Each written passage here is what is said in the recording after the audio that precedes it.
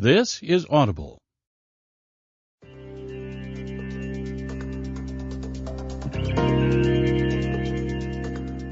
Welcome to The 21 Irrefutable Laws of Leadership by John C. Maxwell. Copyright 2007, published by Thomas Nelson. What would happen if a top expert with more than 30 years of leadership experience were willing to distill everything he had learned about leadership into a handful of life-changing principles just for you? It would change your life. Listen as Dr. Maxwell outlines the laws of leadership that transcend time, place, culture, and situation, laws that can be applied to business and private life.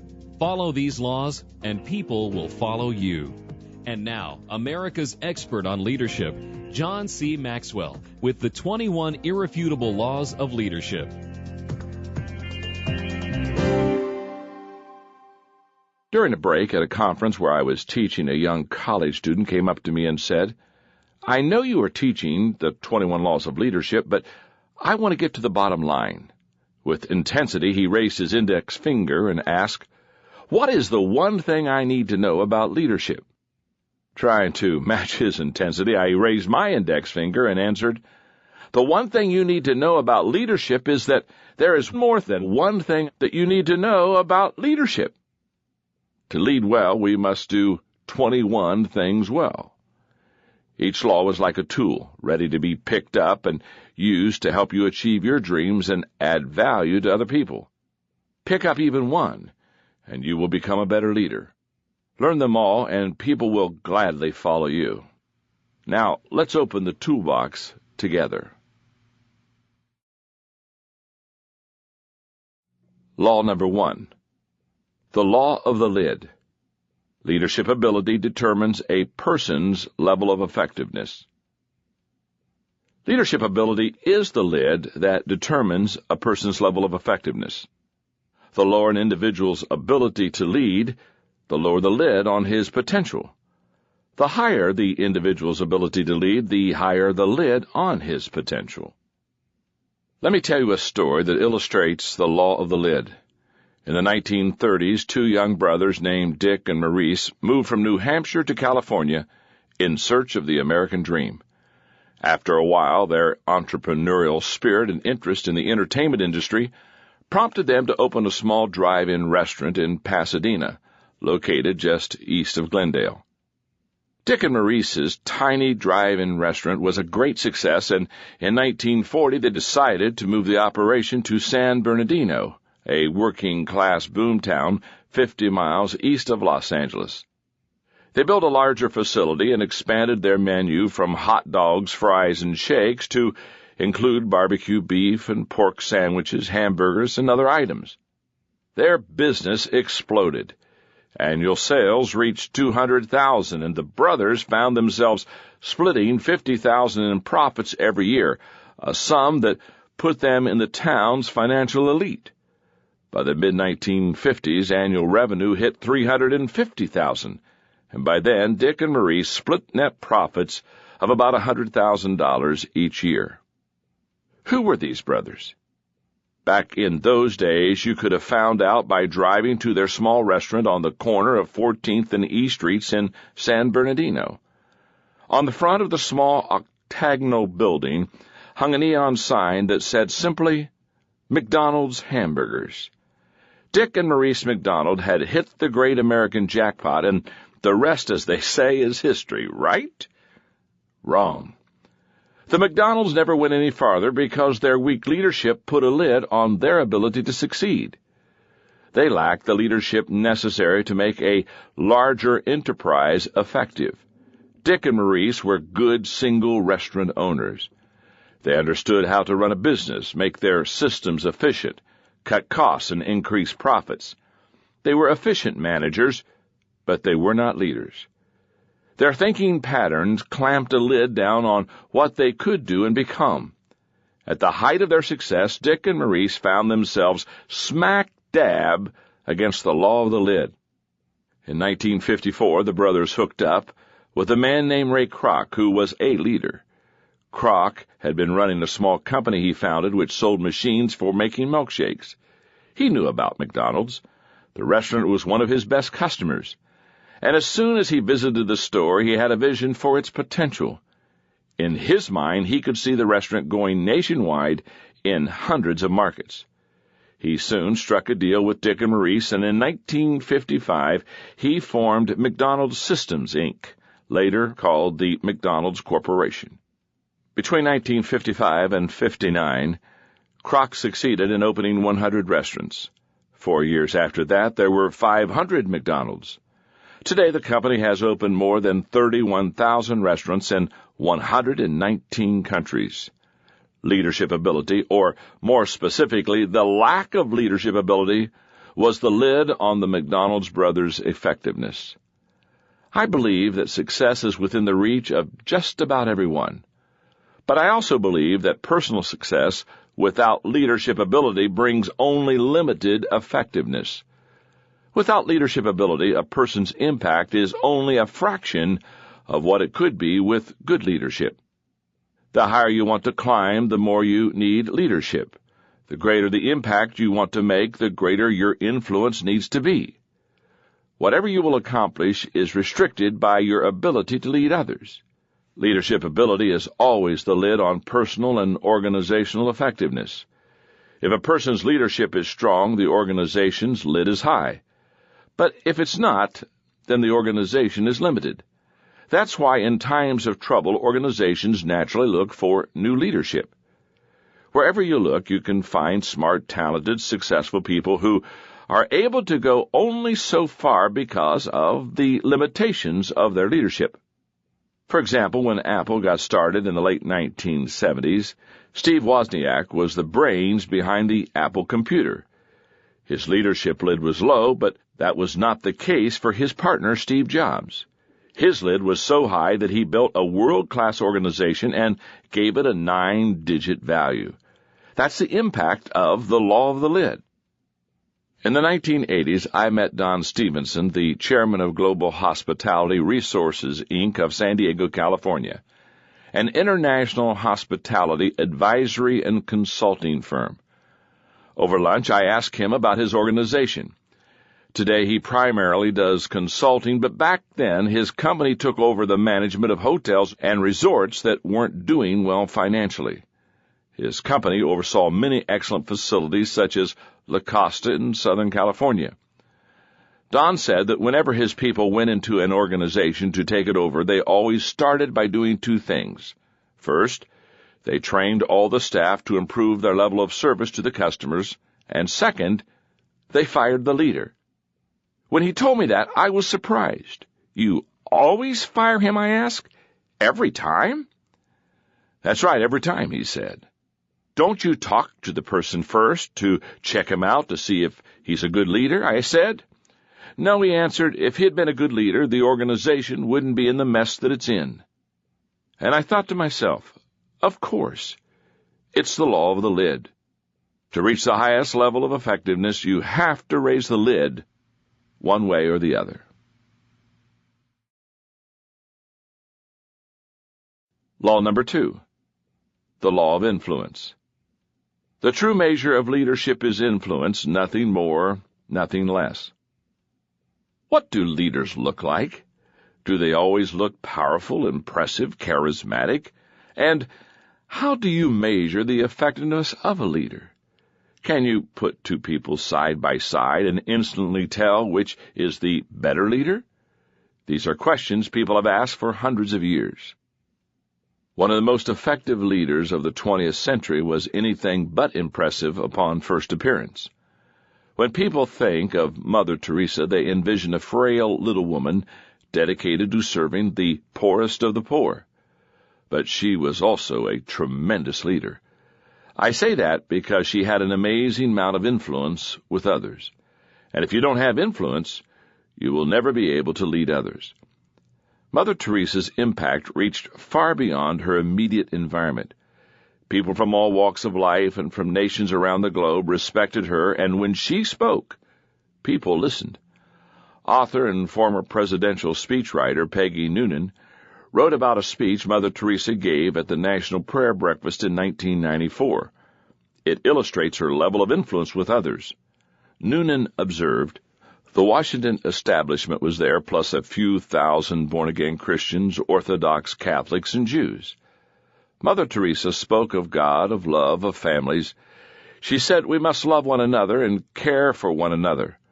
There were great purrs of agreement. But as the speech continued, it became more pointed. She spoke of unhappy parents in old people's homes who are hurt because they are forgotten. She asked, "Are we willing to give until it hurts in order to be with our families, or do we put our own interests first?" The baby boomers in the audience began to shift in their seats, and she continued. "I feel that the great destroyer of peace today is abortion," she said, and she told them why, in uncompromising terms. For about 1.3 seconds there was a silence, then applause swept the room. But not everyone clapped.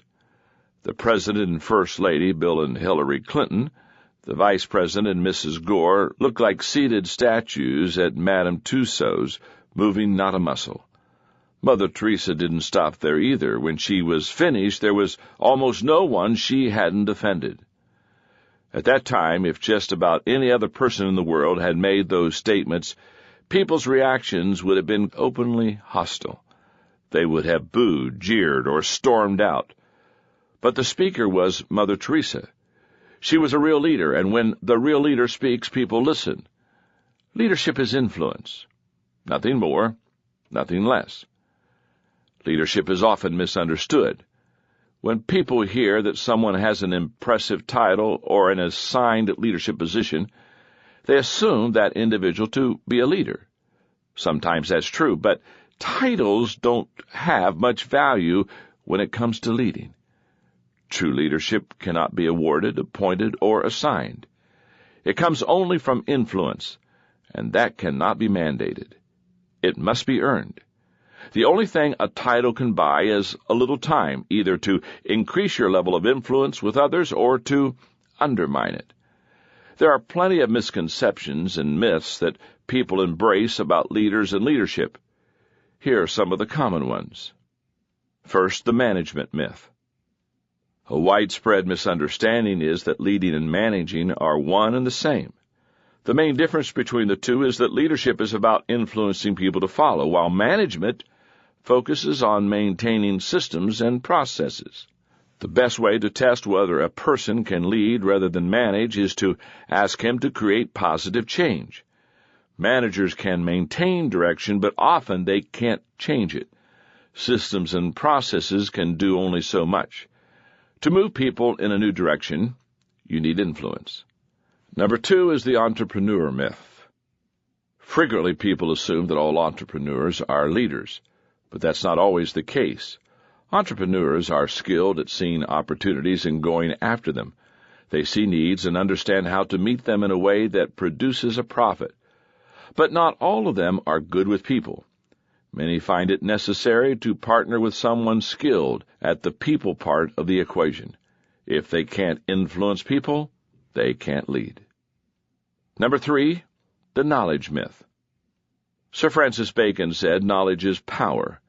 If you believe power to be the essence of leadership, then you might naturally assume that those who possess knowledge and intelligence are therefore leaders. That isn't necessarily true.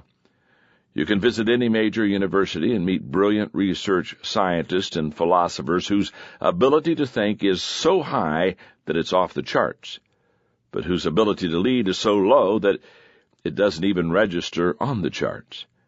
Neither IQ nor education necessarily equates to leadership. Number 4, the pioneer myth. Another misconception is that anyone who is out in front of the crowd is a leader. But being first isn't always the same as leading. To be a leader, a person has to not only be out front, but also have people intentionally coming behind him, following his lead, and acting on his vision. Being a trendsetter is not the same as being a leader. Don't listen to the claims of the person professing to be a leader. Don't examine his credentials. Don't check his title. Check his influence.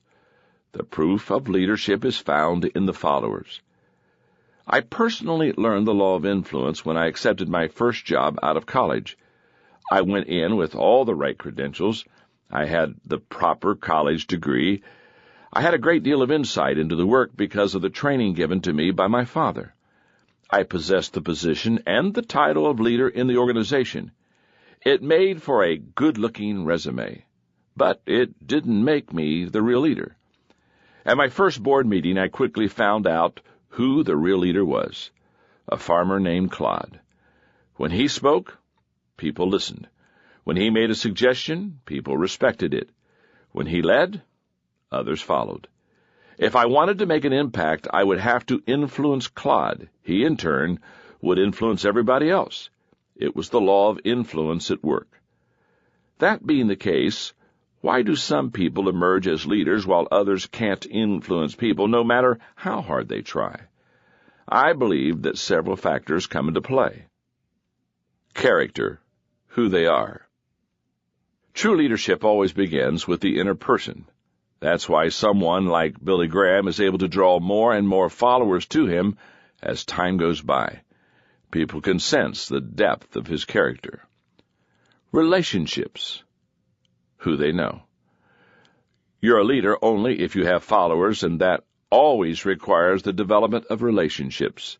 The deeper the relationships, the stronger the potential for leadership. In my career, each time I entered a new leadership position, I immediately started building relationships. Build enough of the right kinds of relationships with the right people, and you can become the real leader in an organization. Knowledge, what they know. Information is vital to a leader. You need a grasp of the facts, an understanding of dynamic factors and timing, and a vision for the future. Knowledge alone won't make someone a leader, but without knowledge, no one can become one. Whenever I was new in an organization, I always spent a lot of time doing homework before I tried to take the lead. Intuition, what they feel. Leadership requires more than just a command of data. It demands an ability to deal with numerous intangibles. In fact, that is often one of the main differences between managers and leaders. Leaders seek to recognize and influence intangibles such as energy, morale, timing, and momentum. Experience, where they've been. The greater the challenge you've faced as a leader in the past, the more likely followers are to give you a chance in the present. Experience doesn't guarantee credibility, but gives you a chance to prove that you are capable. Past successes, what they've done. Nothing speaks to followers like a good track record. Ability, what they can do. The bottom line for followers is what a leader is capable of. They want to know whether that person can lead the team to victory. Ultimately, that's the reason people will listen to you and acknowledge you as their leader.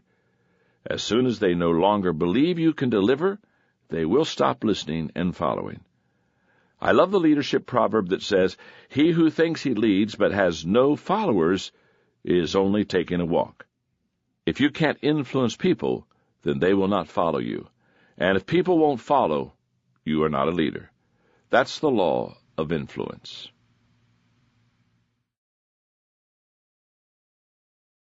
Law number 3, the law of process. Leadership develops daily, not in a day.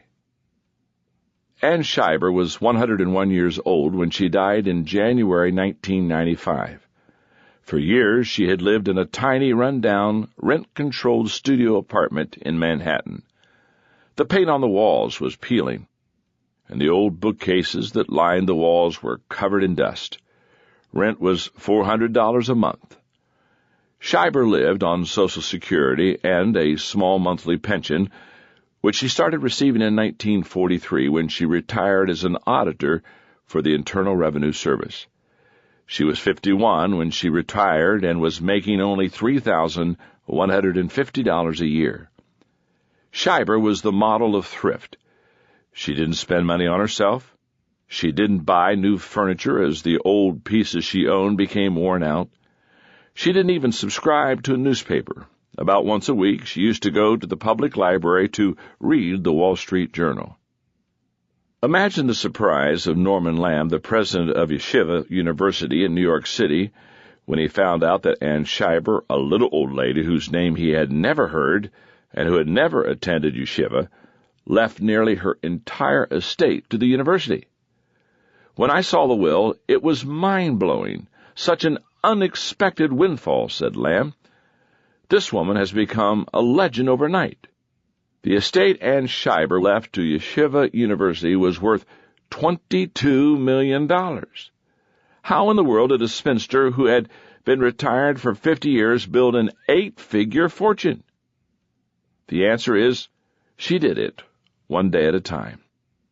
By the time she retired from the IRS in 1943, she had managed to save $5,000. She invested that money in stocks. In 1950, she had made enough profit to buy 1,000 shares of Shearing Plow Corporation stock, then valued at $10,000. And she held on to that stock, letting its value build. By the time she died, those original shares split enough times to produce 128,000 shares worth $7.5 million. When it came to finances, Schreiber understood and applied the law of process. Becoming a leader is a lot like investing successfully in the stock market. If you hope to make a fortune in a day, you're not going to be successful. There are no successful day traders in leadership development. What matters most is what you do day by day over the long haul. If you continually invest in your leadership development, letting your assets compound, the inevitable result is growth over time. In a study of 90 top leaders from a variety of fields, leadership experts Warren Bennis and Bert Nannis made a discovery about a relationship between growth and leadership. It is the capacity to develop and improve their skills that distinguishes leaders from their followers. That's what happened to me when I took my first leadership position in 1969. I had captained sports teams all my life and had been the student government president in college, so I already thought that I was a leader. But when I tried to lead people in the real world, I found out the awful truth. Being put in charge is not the same as being a leader. I struggled for a while in that first leadership position. To be honest, I relied on my extremely high energy and whatever charisma I possessed. But there came a moment when I realized that leadership was going to be the key to my professional career.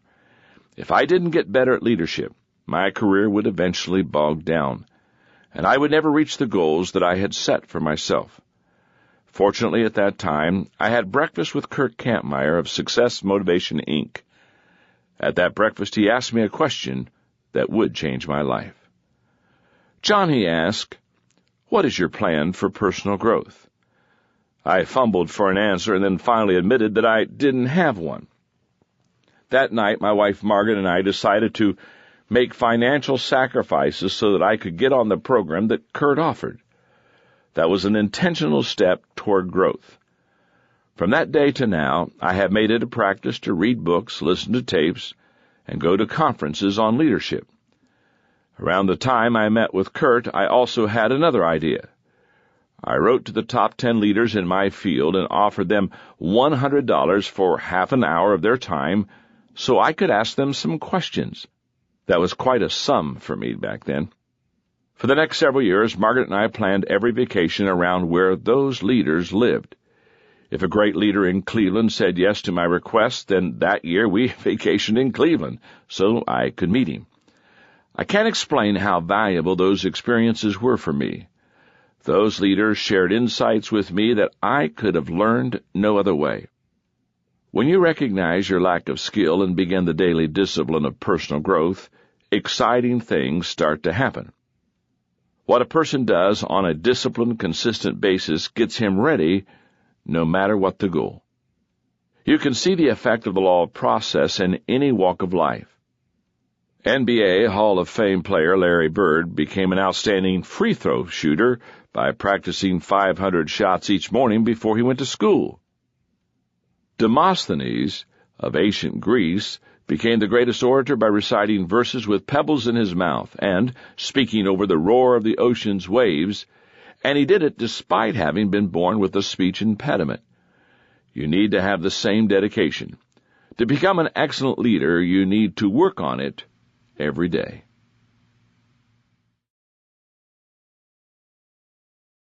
Law number 4, the law of navigation. Anyone can steer the ship, but it takes a leader to chart the course. In 1911, 2 groups of explorers set off on an incredible mission. Though they used different strategies and routes, the leaders of the teams had the very same goal: to be the first in history to reach the South Pole. Their stories are life-and-death illustrations of the law of navigation. One group was led by Norwegian explorer Roald Amundsen. Ironically, Amundsen had not originally intended to go to Antarctica. His desire was to be the first man to reach the North Pole. But when he discovered that Robert Peary had beaten him there, Amundsen changed his goal and headed toward the other end of the earth. North or south, he knew his planning would pay off. Before his team ever set off, Amundsen had painstakingly planned this trip. He studied the methods of the Eskimos and other experienced Arctic travelers, and determined that their best course of action would be to transport all of their equipment and supplies by dog sled. When he assembled his team, he chose expert skiers and dog handlers. His strategy was simple. The dogs would do most of the work as the group traveled 15 to 20 miles in a 6-hour period each day. That would afford both the dogs and the men plenty of time for daily rest prior to the following day's travel. Amundsen's forethought and attention to detail were incredible. He located and stocked supply depots all along the intended route. That way, they would not have to carry every bit of their supplies with them the whole trip. He also equipped his people with the best gear possible. Amundsen had carefully considered every possible aspect of the journey, thought it through, and planned accordingly. And it paid off. The worst problem they experienced on their trip was an infected tooth that one man had to have extracted. The other team of people was led by Robert Falcon Scott, a British naval officer who had previously done some exploring in the Antarctic area. Scott's expedition was the antithesis of Amundsen's. Instead of using dog sleds, Scott decided to use motorized sledges and ponies. Their problems began when the motors on the sledges stopped working only 5 days into the trip. The ponies didn't fare well either in those frigid temperatures. When they reached the foot of the Transantarctic Mountains, all of the poor animals had to be killed. As a result, the team members themselves ended up hauling the 200-pound sledges. Scott hadn't given enough attention to the team's other equipment either. Their clothes were so poorly designed that all of the men developed frostbite. One team member required an hour every morning just to get his boots onto his swollen, gangrenous feet. Everyone became snowblind because of their inadequate goggles that Scott had supplied. On top of everything else, the team was always low on food and water. That was also due to Scott's poor planning. The depots of supplies Scott established were inadequately stocked, too far apart, and often poorly marked, which made them very difficult to find. Because they were continually low on fuel to melt snow, everyone became dehydrated. Making things even worse was Scott's last-minute decision to take along a 5th man, even though they had prepared enough supplies for only 4. After covering a grueling 800 miles in 10 weeks, Scott's exhausted group finally arrived at the South Pole on January 17, 1912. There they found the Norwegian flag flapping in the wind and a letter from Amundsen. The other well-led team had beaten them to their goal by more than a month. Scott's expedition to the pole is a classic example of a leader who could not navigate for his people. But the trek back was even worse. Scott and his men were starving and suffering from scurvy, yet Scott, unable to navigate to the very end, was oblivious to their plight. With time running out and the food supply desperately low, Scott insisted that they collect 30 pounds of geological specimens to take back, more weight to be carried by the worn-out men. The group's progress became slower and slower. One member of the party sank into a stupor and died. Another, Lawrence Oates, a former Army officer who had originally been brought along to care for the ponies, had frostbite so severe that he had trouble doing anything. Because he believed that he was endangering the team's survival, he purposely walked out into a blizzard to keep from hindering the group. Before he left the tent and headed into the storm, he said, "I'm just going outside. I may be some time." Scott and his final 2 team members made it only a little further north before giving up. The return trip had taken 2 months, and they still were 150 miles from their base camp. There they died. We know their story only because they spent their last hours updating their diaries. Some of Scott's last words were these: "We shall die like gentlemen. I think this will show that the spirit of pluck and power to endure has not passed out of our race." Scott had the courage, but not the leadership. Because he was unable to live by the law of navigation, he and his companions died by it. Followers need leaders able to effectively navigate for them. When they're facing life and death situations, the necessity is painfully obvious. But even when consequences aren't as serious, the need is also great. The truth is that nearly anyone can steer the ship, but it takes a leader to chart the course. That is the law of navigation. Leaders who navigate do even more than control the direction in which they and their people travel. They see the whole trip in their minds before they leave the dock. They have vision for getting to their destination. They understand what it will take to get there. They know who they'll need on the team to be successful. And they recognize the obstacles long before they appear on the horizon. Before good leaders take their people on a journey, they go through a process in order to give the trip the best chance of being a success. Navigators draw on past experience.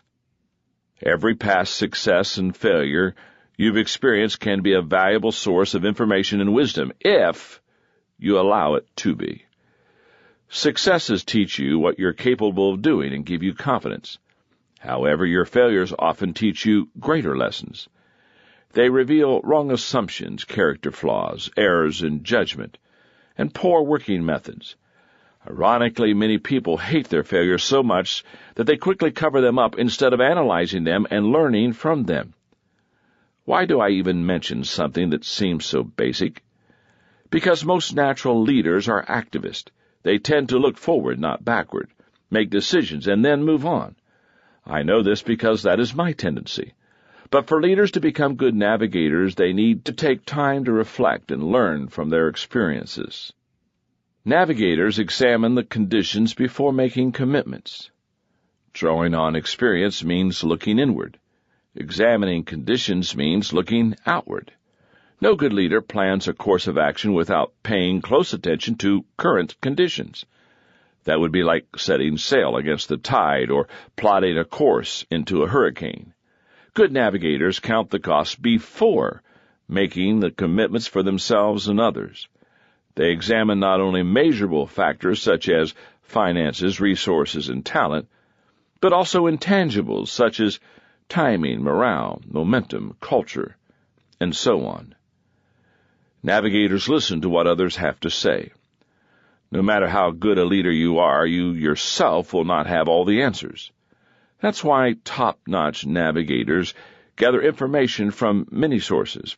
For example, before Roald Amundsen began his expedition to the South Pole, he had learned from a group of Native Americans in Canada about warm clothing and Arctic survival techniques.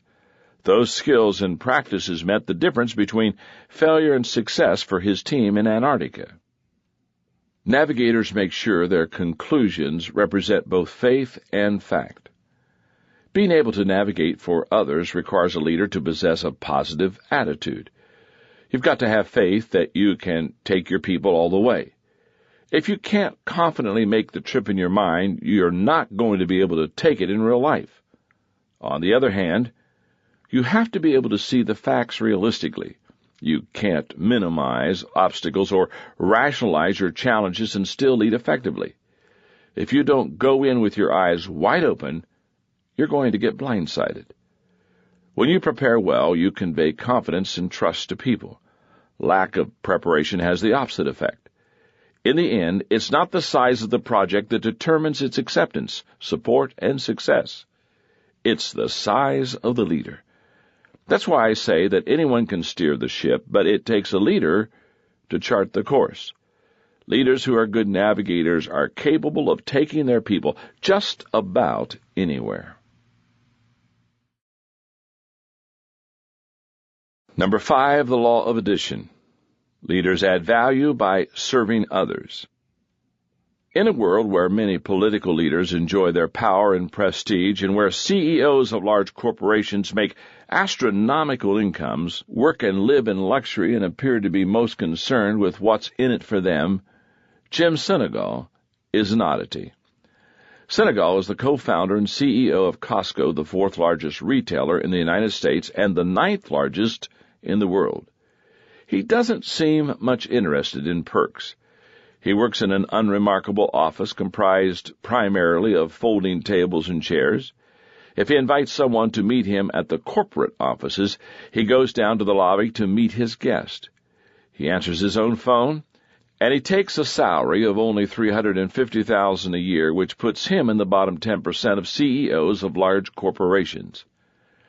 Retail experts give a lot of attention to Sinegal's formula for success. Offer a limited number of items, rely on high-volume sales, keep costs as low as possible, and don't spend money on advertising. But there is something that separates him from the competitors who employ similar strategies: the way he treats his employees. He believes in paying his employees well and offering them good benefit packages. Costco employees are paid an average of 42% more than the company's chief rival, and Costco employees pay a fraction of the national average for health care. Sinegal believes that if you pay people well, you get good people and good productivity. You also get employee loyalty. Costco has by far the lowest employee turnover rate in all of retailing. But Sinegal's leadership style of adding value doesn't end with employee compensation. He goes out of his way to show Costco workers that he cares about them. He maintains an open-door policy with everyone. He wears an employee name tag, is on a first-name basis with everyone, and makes sure to visit every single Costco store at least once a year. No manager and no staff in any business feels very good if the boss is not interested enough to come and see them, says Sinegal. And when he shows up, his people are always glad to see him. The employees know that I want to say hello to them because I like them. Sinegal goes out of his way to show his people that he cares. He once flew from Texas to the San Francisco area when he heard that a Costco executive was hospitalized for emergency surgery. It came as no surprise to the executive. It was consistent with the way that Sinegal always leads. When it comes down to it, Sinegal is more focused on adding value to people by serving them than on serving himself or making himself richer with an exorbitant salary. He lives by the law of addition. I just think that if you're going to try to run an organization that's very cost-conscious, then you can't have those disparities. Having an individual who is making 100 or 200 or 300 times more than the average person working on the floor is wrong. Sinegal sums it up this way: this is not altruistic. This is good business. He could also say it's good leadership.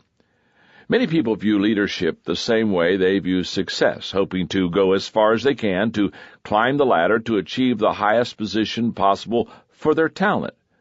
But contrary to conventional thinking, I believe the bottom line in leadership isn't how far we advance ourselves, but how far we advance others. That is achieved by serving others and adding value to their lives. The interaction between every leader and follower is a relationship, and all relationships either add to or subtract from a person's life. If you are a leader, then trust me, you are having either a positive or negative impact on the people you lead. How can you tell? There is one critical question. Are you making things better for the people who follow you? That's it. If you cannot answer with an unhesitant yes and give some evidence that backs it up, then you may very well be a subtractor. Often subtractors don't realize that they are subtracting from others. I would say that 90% of all people who subtract from others do so unintentionally.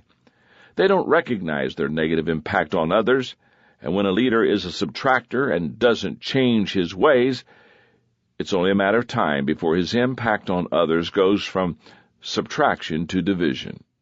In contrast, 90% of all the people who add value to others do so intentionally. Why do I say that? Because human beings are naturally selfish. I'm selfish.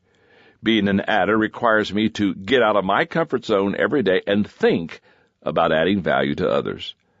But that's what it takes to be a leader whom others want to follow. Do that long enough, and you not only add value to others, you begin to multiply it. The people who make the greatest difference seem to understand this. If you think about some of the people who have won the Nobel Peace Prize, for example, Albert Schweitzer, Martin Luther King Jr., Mother Teresa, and Bishop Desmond Tutu, you see leaders who were less interested in their position and more interested in their positive impact on others. If you read their writings, or more important, study their lives, you notice that they wanted to make things better for others, to add value to people's lives. They didn't set out to receive the Nobel Prize. They desired to engage in noble service to their fellow human beings. The specifics depend on the vision, the type of work, and the organization. But the intention is always the same, to add value.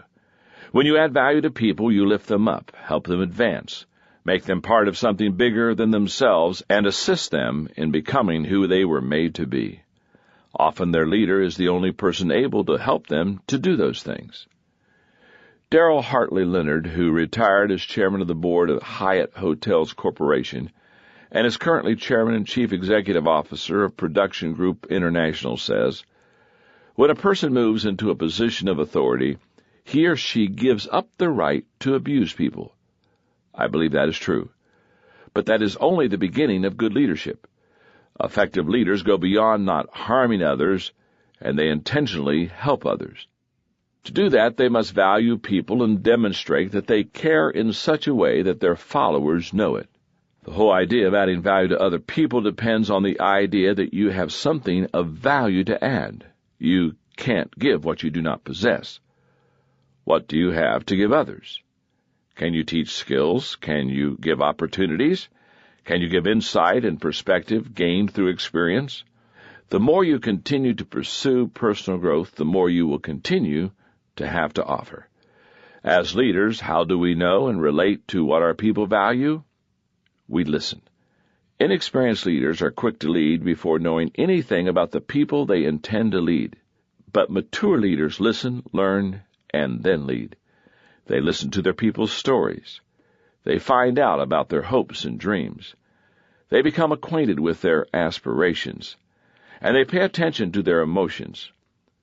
From those things, they learn about their people. They discover what is valuable to them, and then they lead based upon what they have learned. When you do that, everyone wins: the organization, the leader, and the followers. I believe that God desires us not only to treat people with respect, but also to actively reach out to them and serve them. When I moved my companies and my family to Atlanta in 1997, it wasn't long before I received a call from Dan Cathy, the president of Chick-fil-A, the privately held national restaurant chain. He had a question for me. "John, how can we help you in your organization?" What I discovered as I got to know Dan, Truett Cathy, his father and founder of Chick-fil-A, and their entire organization, is that an attitude of service pervades everything they do. In 2005, when I hosted Exchange, a weekend leadership growth experience for executives, I took the participants to Chick-fil-A's headquarters south of Atlanta. Everyone got to see the company's operations, meet Truett Cathy, and hear Dan Cathy speak about the organization. He shared many eye-opening comments that revealed their dedication to service and adding value to their employees and customers. For example, Dan was preparing that day to camp out with customers for the 19th time on the eve of a new restaurant opening. He said that he had gotten to know customers and their desires in a way he never could before he had started that practice. If you desire to add value by serving others, you will begin to become a better leader, and your people will achieve more, develop more loyalty, and have a better time getting things done than you ever thought possible. That is the power of the law of addition. Law number 6, the law of solid ground. Trust is the foundation of leadership. How important is trust for a leader? It is the most important thing.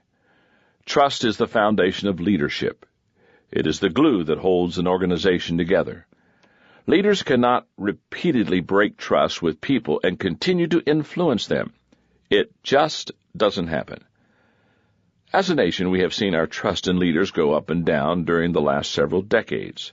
Watergate certainly took its toll on the American people's confidence in leadership. Trust in President Richard Nixon became so low that he had no choice but to resign. He lost his ability to influence. Bill Clinton was a remarkably gifted leader, but questions of trust undermined his leadership. The corporate scandals of the 1990s shook people's confidence in business leadership. Reports of sexual harassment at the military academies undermined confidence in leadership in the armed services. And the incidents of abuse in the Catholic Church disillusioned many people with its leadership. Leaders cannot lose trust and continue to influence others. Trust is the foundation of leadership. That's the law of solid ground. Trust is like change in a leader's pocket. Each time you make a good leadership decision, you earn more change. Each time you make poor decisions, you pay out some of your change to the people.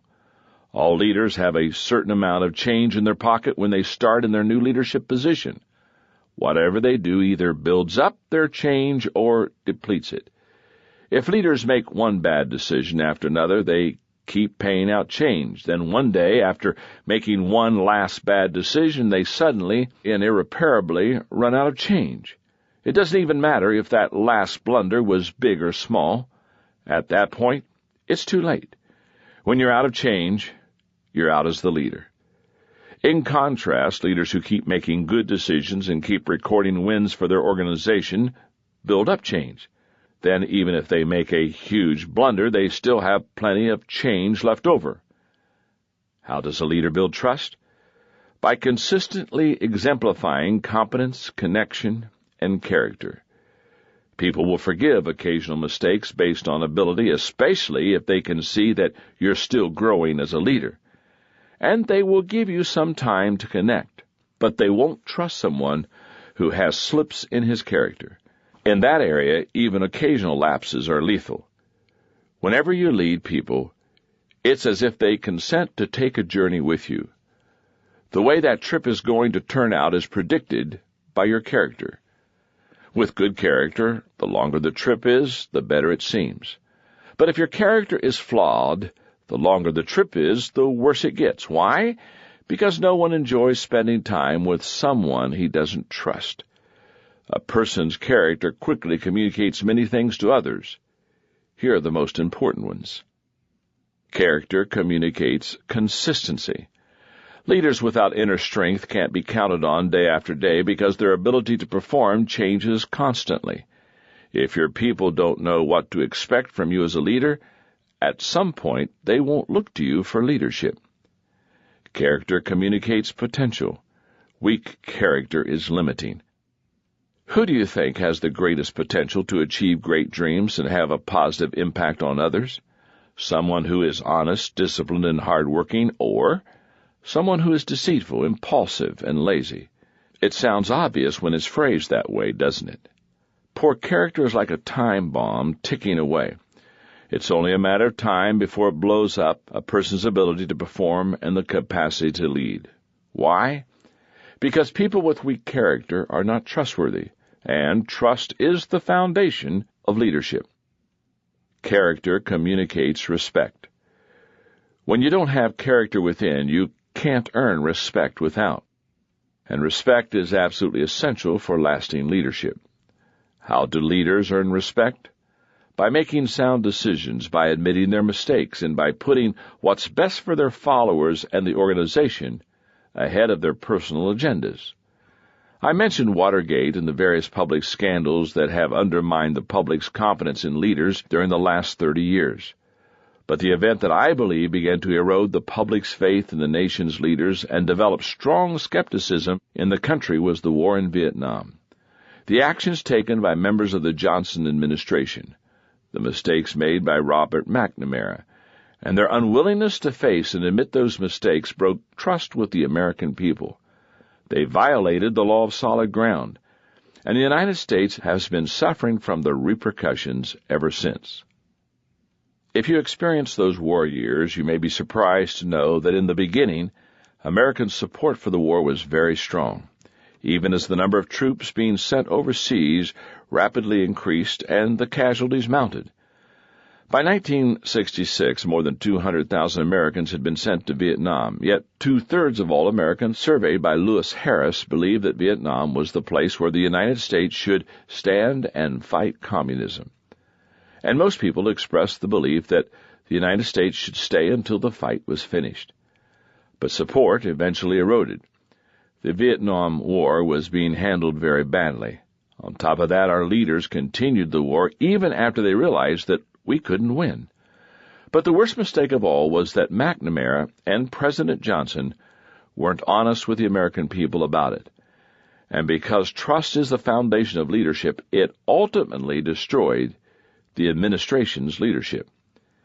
In his book, In Retrospect, McNamara recounts that he repeatedly minimized American losses and told only half-truths about the war. For example, he says, "Upon my return to Washington from Saigon on December 21, 1963, I was less than candid when I reported to the press.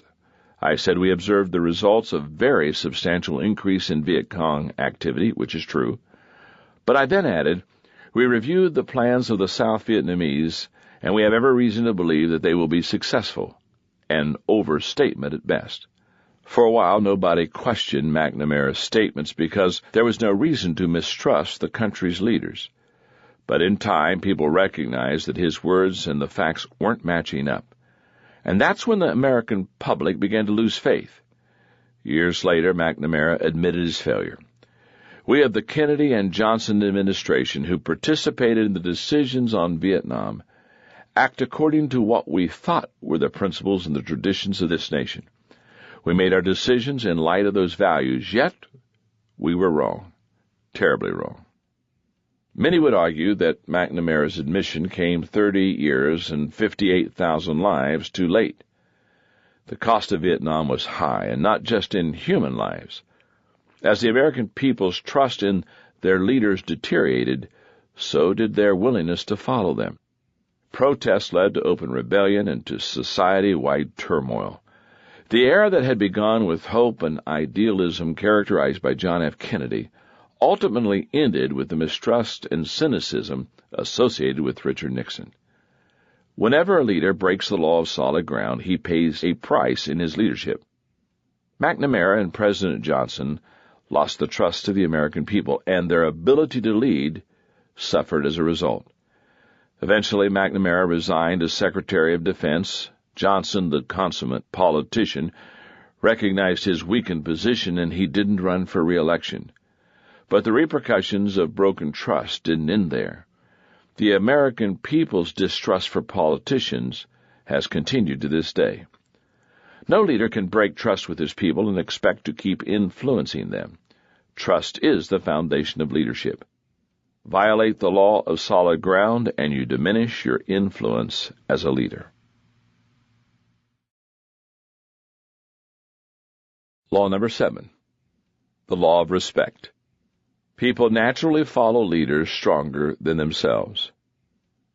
If you had seen her, your first reaction might not have been respect. She wasn't a very impressive-looking woman, just a little over 5 feet tall, in her late 30s, with dark brown weathered skin. She couldn't read or write. The clothes she wore were coarse and worn. When she smiled, she revealed that her 2 top front teeth were missing. Her employment was erratic.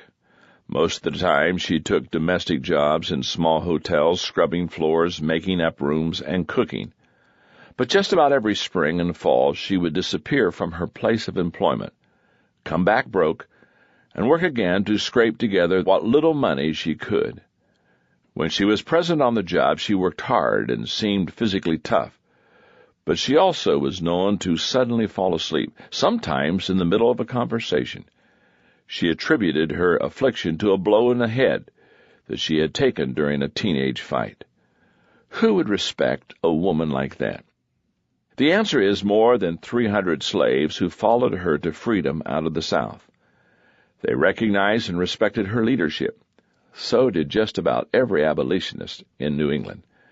The year was 1857. The woman's name was Harriet Tubman. Tubman started life as a slave. She was born in 1820 and grew up in the farmland of Maryland. When she was 13, she received the blow to her head that troubled her all of her life.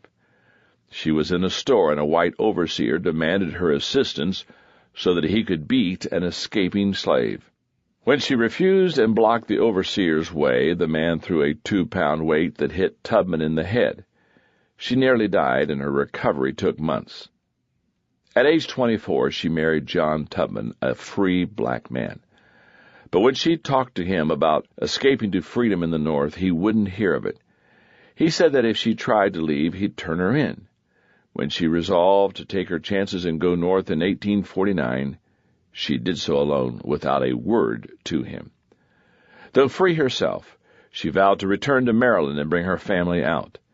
In 1850, she made her first return trip as an Underground Railroad conductor, someone who retrieved and guided out slaves with the assistance of sympathizers along the way. Each summer and winter, Tubman worked as a domestic, scraping together the funds she needed to make the return trips to the South.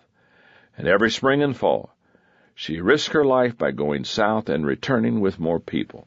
She was fearless, and her leadership was unshakable. Hers was an extremely dangerous work, and when people in her charge wavered or had second thoughts, she was strong as steel. Tubman knew that escaped slaves who returned would be beaten and tortured until they gave information about those who had helped them. So she never allowed any people that she was guiding to give up. "Dead folks tell no tales," she would say to a faint-hearted slave, as she put a loaded pistol to his head. "You go on or die." Between 1850 and 1860, Harriet Tubman guided out more than 300 people, including many of her family members. She made 19 trips in all and was very proud of the fact that she never once lost a single person under her care. At the time, Southern whites put a $12,000 price on her head, a fortune. Southern blacks simply called her Moses. By the start of the Civil War, she had brought more people out of slavery than any other American in history, black or white, male or female. Harriet Tubman would appear to be an unlikely candidate for leadership because the deck was certainly stacked against her. She was uneducated. She began life as a slave. She lived in a culture that didn't respect African Americans, and she labored in a country where women didn't have the right to vote yet. Despite her circumstances, she became an incredible leader. The reason is simple. People naturally follow leaders stronger than themselves. Everyone who came in contact with her recognized her strong leadership ability and felt compelled to follow her. That's how the law of respect works. People don't follow others by accident. They follow individuals whose leadership they respect. People who are an 8 in leadership on a scale from 1 to 10, with 10 being the strongest, don't go out and look for a 6 to follow. They naturally follow a 9 or a 10. The less skilled follow the more highly skilled and gifted. Occasionally a strong leader may choose to follow someone weaker than himself, but when that happens, it's for a reason. For example, the stronger leader may do it out of respect for the person's office or past accomplishments, or he may be following the chain of command. In general, though, followers are attracted to people who are better leaders than themselves. That is the law of respect. When people get together for the first time in a group, consider what happens. As they start interacting, the leaders in the group immediately take charge. They think in terms of the direction they desire to go and who they want to take with them. At first, people may make tentative moves in many different directions, but after the people get to know one another, it doesn't take long for them to recognize the strongest leaders and to start following them. What causes one person to respect and follow another? Is it because of the qualities of a leader? Is it due to a process the leader and follower engage in? Does it occur because of the circumstances? I believe all of those factors can come into play. Based on my observations and personal experience, here are the top 5 ways that leaders gain others' respect. Number 1, natural leadership ability. Some people are born with greater skills and ability to lead than others. All leaders are not created equal. If you possess natural leadership ability, people will want to follow you. They will want to be around you. They will listen to you. However, one of the greatest potential pitfalls for natural leaders is relying on talent alone. Number 2, respect for others. Dictators and other autocratic leaders rely on violence and intimidation to get people to do what they want. That's not really leadership. In contrast, good leaders rely on respect. They understand that all leadership is voluntary. When leaders show respect for others, especially for people who have less power or a lower position than theirs, they gain respect from others. And people want to follow people they respect greatly. Number 3, courage. One thing that caused everyone to respect Harriet Tubman so much was her tremendous courage. She was determined that she was going to succeed or she was going to die trying. She didn't care about the danger. Her mission was clear, and she was absolutely fearless. Good leaders do what's right, even at the risk of failure, in the face of great danger and under the brunt of relentless criticism. Number 4, success. Success is very attractive. People are naturally drawn to it. People respect others' accomplishments. And it's hard to argue with a good track record. When leaders are successful in their own endeavors, people respect them. When they succeed in leading the team to victory, then followers believe they can do it again. As a result, followers follow them because they want to be part of success in the future. Number 5, loyalty. We live in an era of free agency. Professional athletes hop from team to team looking for the best deal. CEOs negotiate ridiculously high financial packages and then bail out as millionaires when things go wrong. The average worker, according to one source, will change occupations 10 times by the time he reaches age 36. In a culture of constant change, turnover, and transition, loyalty is an asset.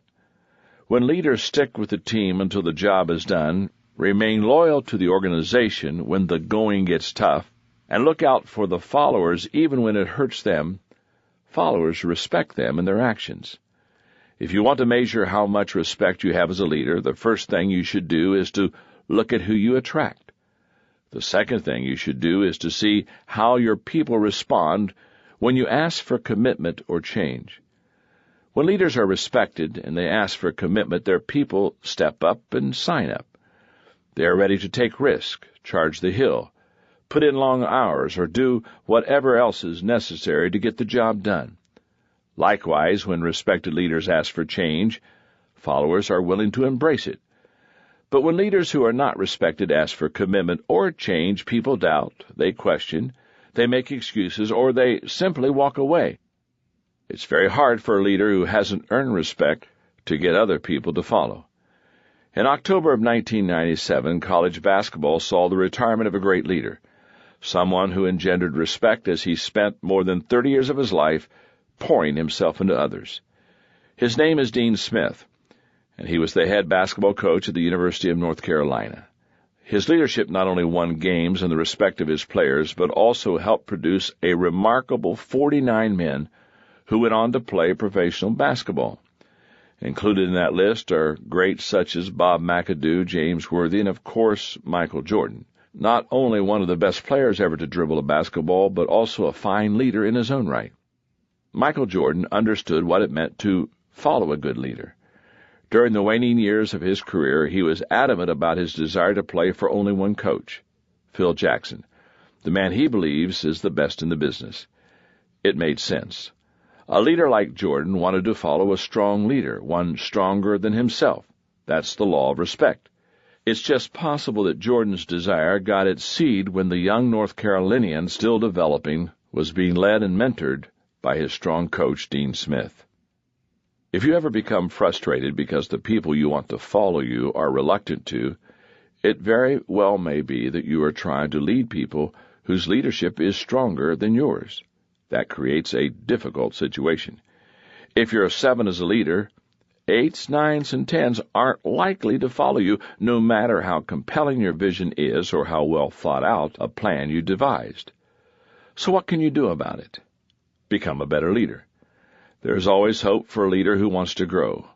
People who are naturally a 7 may never become a 10, but they can become a 9. There's always room to grow. And the more you grow, the better the people you will attract. Why? Because people naturally follow leaders stronger than themselves. Law number 8, the law of intuition. Leaders evaluate everything with a leadership bias. Because I'm a communicator and do a lot of public speaking, people occasionally want to hear from my wife, Margaret, and she gets invited to speak at an event. As the date approaches, Margaret works on her presentation and puts together her notes, but we inevitably end up having a conversation something like this. "John, how do you think I should start?" she asks. "It depends," I answer. That's not much help. "Margaret, I'm not trying to be difficult. Every speaking situation is different." "Okay, but what would you do?" "Well, I'd go out and talk to many of the attendees before the event started, to try to get a feel for who they are, just check out the room. And I'd listen to what the host said and to the people who spoke before me to get an idea if I should play off something they said that happened earlier. I'd find a way to really connect with the audience." "That doesn't help me," she answers in frustration. To be honest, her questions frustrate me as much as my answers frustrate her. I have a hard time explaining what I would do because communication is intuitive for me. It's one of my greatest strengths. Now, I'm not picking on Margaret. She's more highly talented than I am in so many areas. To give you an idea, when I'm getting ready to speak at an event and I'm trying to pick out my clothes, I'm worthless. One of two things usually happens. I stand in the closet paralyzed and drooling, totally incapable of figuring out what goes together, or I pick something out, put it on, go into the bedroom, and Margaret says, "Oh, John, you're not going to wear that, are you?" Of course not," I answer. "What do you think I should wear?" At that, Margaret strolls into the closet and looks around for about 2 seconds. "I haven't seen you in this jacket yet, so how about this?" she says as she starts grabbing things, "and if you wear this shirt, this tie, it will really pop." As she picks the slacks, I try to be helpful and pick out shoes. "No, you can't wear those shoes with this," she says. "Here, wear these with this belt." When I'm at the event, I hear compliments about how I'm dressed, so when I return home, I hang the whole outfit together in the closet because I know it goes together. Then the next time I get ready to leave for a speaking engagement, I put it on and walk confidently in the bedroom. Margaret says, "You can't wear that again," and off we go through the whole routine one more time. You see, people born with natural leadership ability are especially strong in the area of leadership intuition. Others have to work hard to develop and hone it. But either way, intuition comes from two things: the combination of natural ability, which comes in a person's areas of strength, and learned skills. It is an informed intuition, and it causes leadership issues to jump out to a leader in a way that they don't with others. I regard leadership intuition as the ability of a leader to read what's going on. For that reason, I say that leaders are readers. Leaders are readers of their situation. In all kinds of circumstances, leaders pick up on details that might elude others. They tune in to leadership dynamics. Many leaders describe this as an ability to smell things in their organization. They can sense people's attitudes. They are able to detect the chemistry of a team.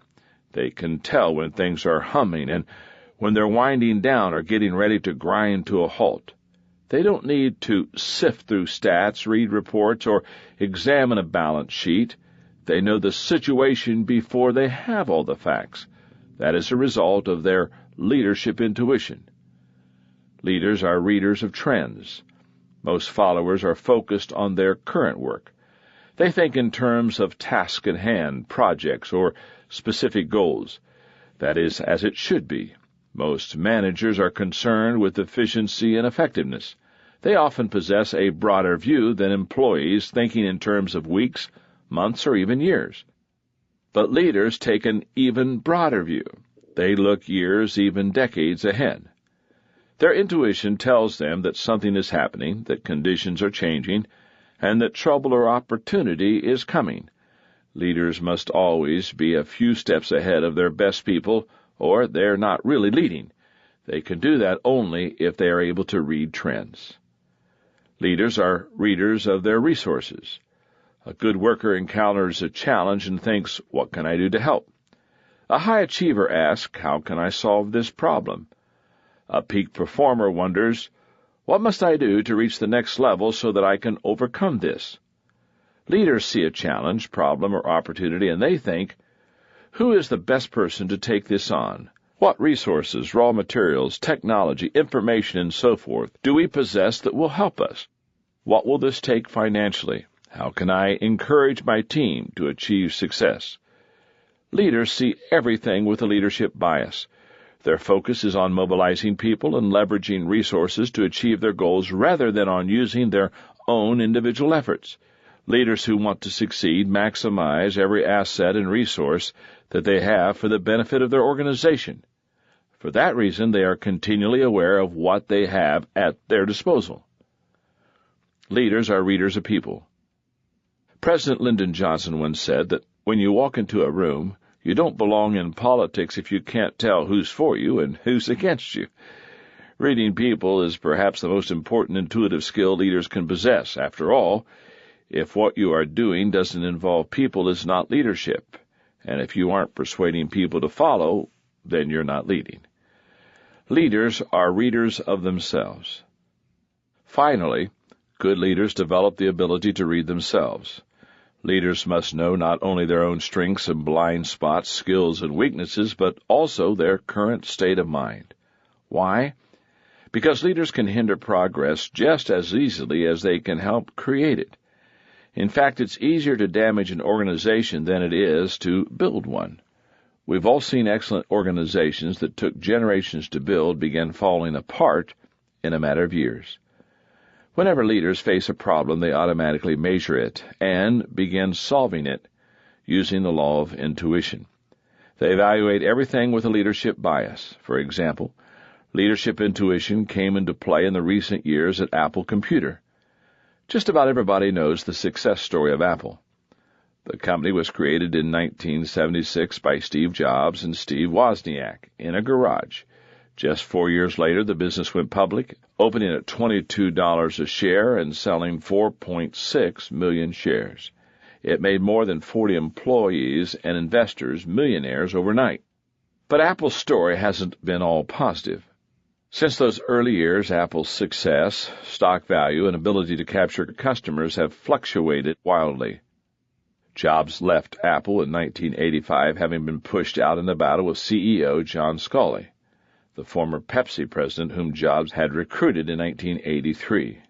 Sculley was followed by Michael Spindler in 1993 and then Gilbert Amelio in 1996. None of them was able to reestablish Apple's previous success. In its glory days, Apple had sold 14.6% of all personal computers in the United States. By 1997, sales were down to 3.5%. That was when Apple again looked to the leadership of its original founder, Steve Jobs, for help. The failing company believed he could save it. Jobs intuitively reviewed the situation, and immediately he took action. He knew that improvement was impossible without a change in leadership, so he quickly dismissed all but 2 of the previous board members and installed new ones. He made changes in the executive leadership, and he fired the company's ad agency and held a competition for the account among 3 firms. He also refocused the company. Jobs wanted to get back to the basics of what Apple had always done best, use its individuality to create products that made a difference. At the time, Jobs said, "We've reviewed the roadmaps of new products and axed more than 70% of the projects, keeping the 30% that were gems. Plus, we're adding new ones that are a whole new paradigm of looking at computers." None of those actions was especially surprising, but Jobs also did something that really showed the law of intuition in action. He read Apple's situation and made a leadership decision that went absolutely against the grain of Apple's previous thinking. It was an incredible, intuitive leadership leap. Jobs created a strategic alliance with the man whom Apple employees considered to be their arch-enemy, Bill Gates. Jobs explained, "I called Bill and said Microsoft and Apple should work more closely together, but we have this issue to resolve, this intellectual property dispute. Let's resolve it." They negotiated a deal quickly which settled Apple's lawsuit against Microsoft. Gates promised to pay off Apple and invest $150 million in non-voting stock. That cleared the way for future partnership and brought much-needed capital to the company. It was something only an intuitive leader would have done. Apple's stock value immediately went up 33%, and in time, Apple regained some of the prestige it had lost over the years. In 2001, Jobs made another leadership move based on his intuition. While other computer manufacturers were pursuing PDAs, he was looking at music. And when an independent contractor and hardware expert named Tony Fadell approached Apple with an idea for an MP3 player and a music sales company, Apple embraced it, even though several other companies had rejected it. Fadell was hired on, and they began working on what would eventually be known as the iPod. Jobs' involvement with the iPod is an indication of his leadership intuition.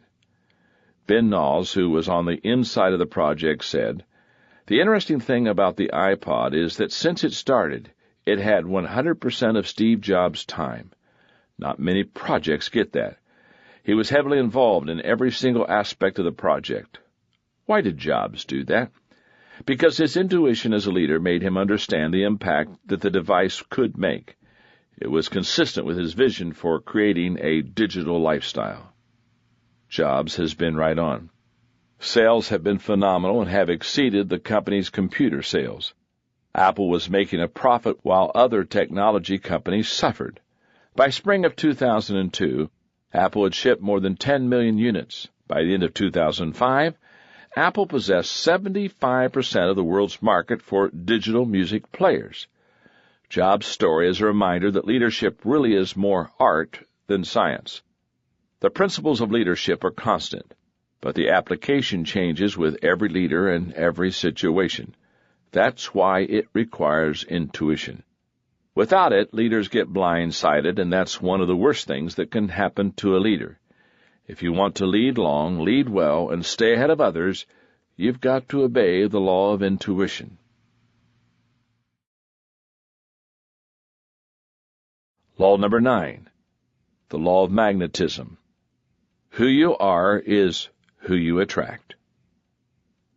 Effective leaders are always on the lookout for good people. I think each of us carries around a mental list of what kind of people we would like to have in our organization or department. Think about it. Do you know who you're looking for right now?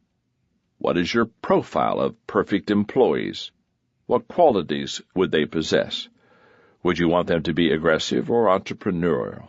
Are you looking for leaders? Do you care whether they are in their 20s, 40s, or 60s?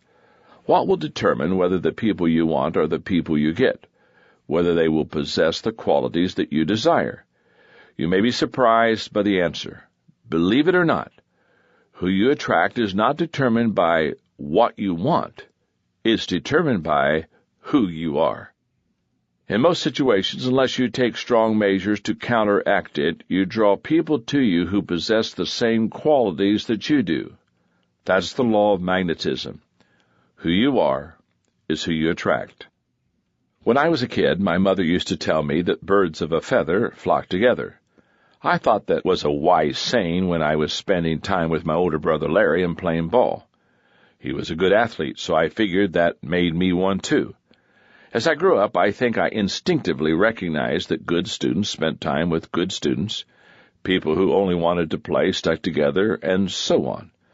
But I don't think I really understood the impact of the law of magnetism until I moved to San Diego, California, and became the leader of the last church that I pastored.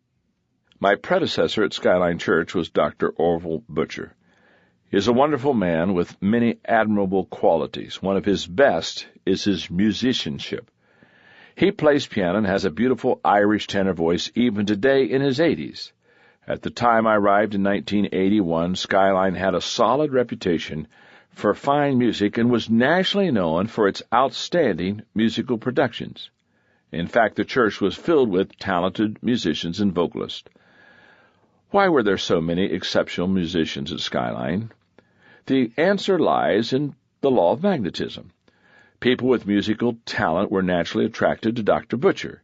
They respected him and understood him. They shared his motivation, his values.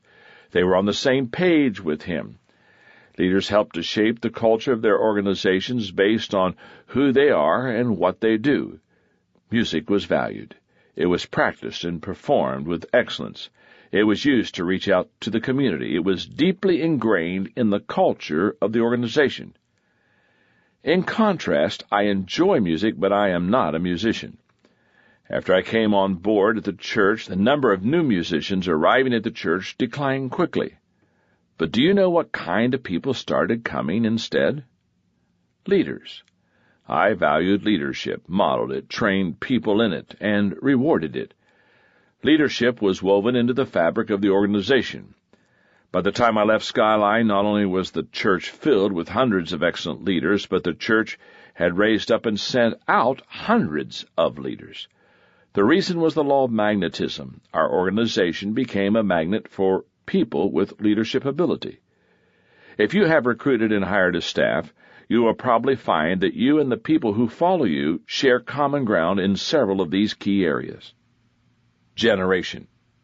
Most organizations reflect the characteristics of their key leaders, and that includes their age. During the dot-com boom of the 1990s, thousands of companies were founded by people in their 20s and early 30s. And who did they hire? Others in their 20s and 30s. In just about any type of organization, most of the time, the people who come on board are similar in age to the leaders who hire them. Often that occurs within departments. Sometimes it occurs company-wide. Attitude. Rarely have I seen positive and negative people attracted to one another. People who view life as a series of opportunities and exciting challenges don't want to hear others talk about how bad things are all the time. I know that's true for me. And not only do people attract others with similar attitudes, but their attitudes tend to become alike. Attitude is one of the most contagious qualities a human being possesses. People with good attitudes tend to make people around them feel more positive.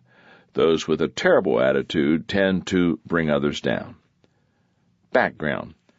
One of Theodore Roosevelt's memorable accomplishments is his daring charge up San Juan Hill with the Rough Riders during the Spanish-American War. Roosevelt personally recruited that all-volunteer cavalry company, and it was said to be a remarkably peculiar group of people. It was comprised primarily of two types of men, wealthy aristocrats from the Northeast and cowboys from the Wild West. Why? Because Roosevelt was an aristocratic-born, Harvard-educated New Yorker who turned himself into a real-life cowboy and big-game hunter in the Dakotas of the West. He was a strong and genuine leader in both worlds, and as a result, he attracted both kinds of people. People attract and are attracted to others of similar background. Blue-collar workers tend to stick together. Employers tend to hire people of their same race.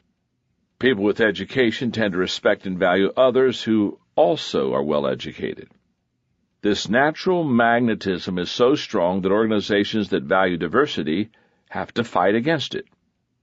Values. People are attracted to leaders whose values are similar to their own.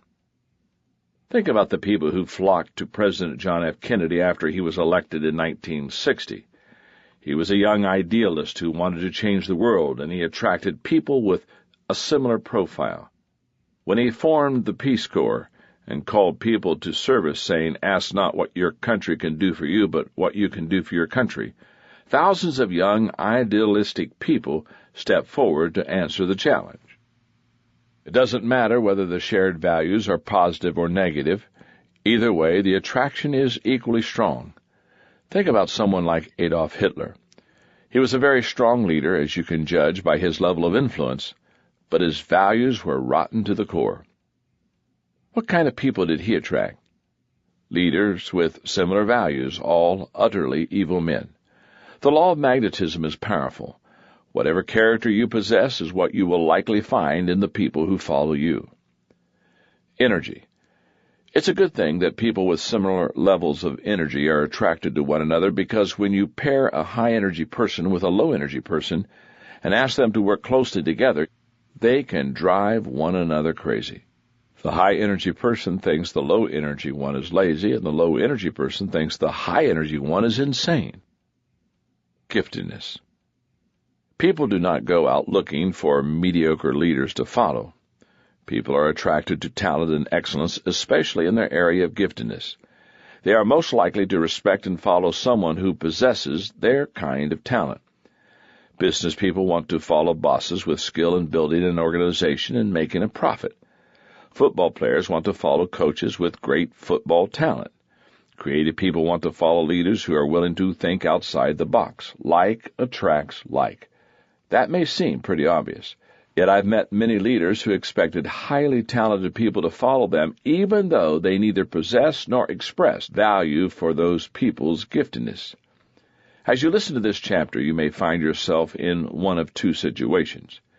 You may be saying to yourself, "I'm not crazy about people I'm attracting. Am I stuck with my situation?" The answer is no. If you are dissatisfied with the leadership ability of the people that you are attracting, then embrace the law of process and work to increase your leadership skill. If you want to grow an organization, grow the leader. If you find the people you attract to be unreliable or untrustworthy, then examine your character. Developing stronger character can be a more difficult road, but the payoff is huge. Good character improves every aspect of a person's life. On the other hand, you may be saying, "I like who I am, and I like the kind of people I attract." That's great. Now take the next step in effective leadership. Work at recruiting people who are different from you to staff your weaknesses. If you don't, important organizational tasks are likely to be overlooked, and the organization will suffer as a result. An organization will never fulfill its potential if everyone in it is a visionary, or if everyone is an accountant. It is possible for a leader to go out and recruit people unlike himself, but those are not the people he will naturally attract.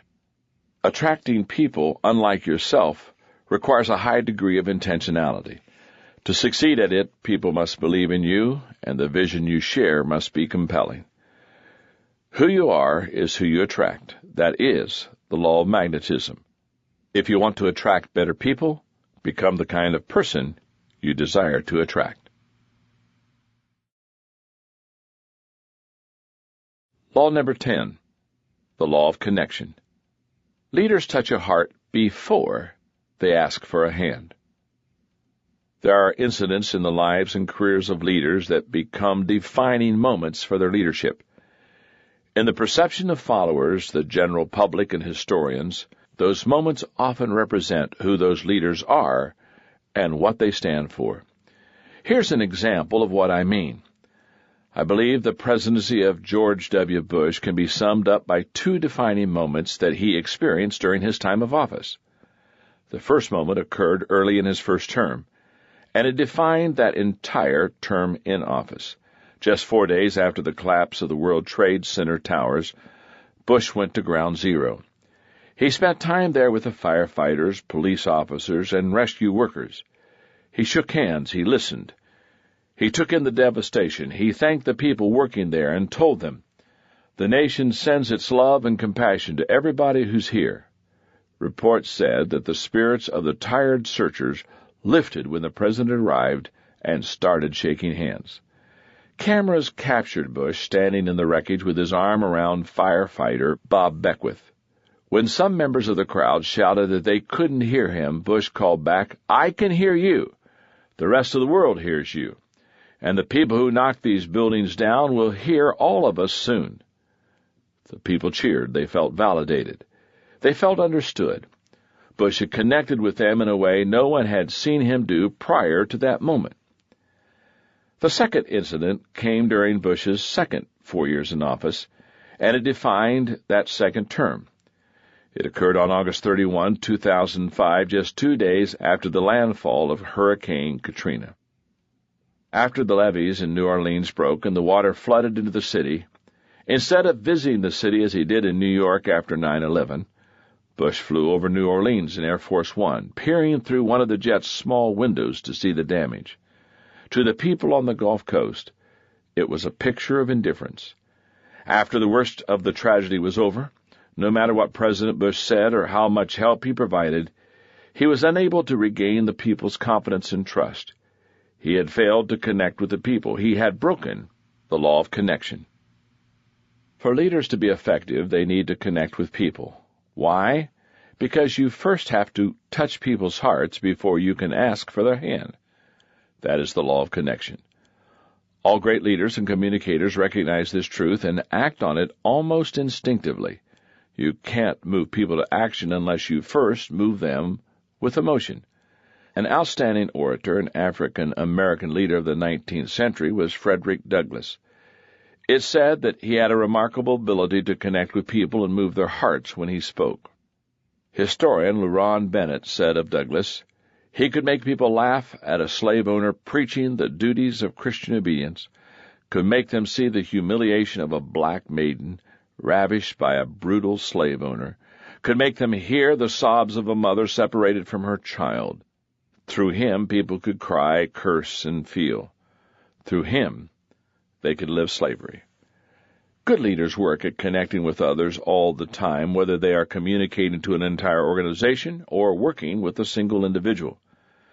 The stronger the relationship you form with followers, the greater the connection you forge, and the more likely those followers will be to want to help you. I used to tell my staff, people don't care how much you know until they know how much you care. They would groan because they heard me say it so much, but they recognized that it was true nonetheless. You develop credibility with people when you connect with them and show that you genuinely care and want to help them. And as a result, they usually respond in kind and want to help you. How do you connect? Whether you're speaking in front of a large audience or chatting in the hallway with an individual, the guidelines are the same. Communicate with openness and sincerity. People can smell a phony a mile away. Legendary NFL coach Bill Walsh observed, "Nothing is more effective than sincere, accurate praise, and nothing more lame than a cookie-cutter compliment." Authentic leaders connect. Know your audience. When you work with individuals, knowing your audience means learning their names, finding out about their histories, asking about their dreams. When you communicate to an audience, you learn about the organization and its goals. You want to speak to what they care about, not just what you care about.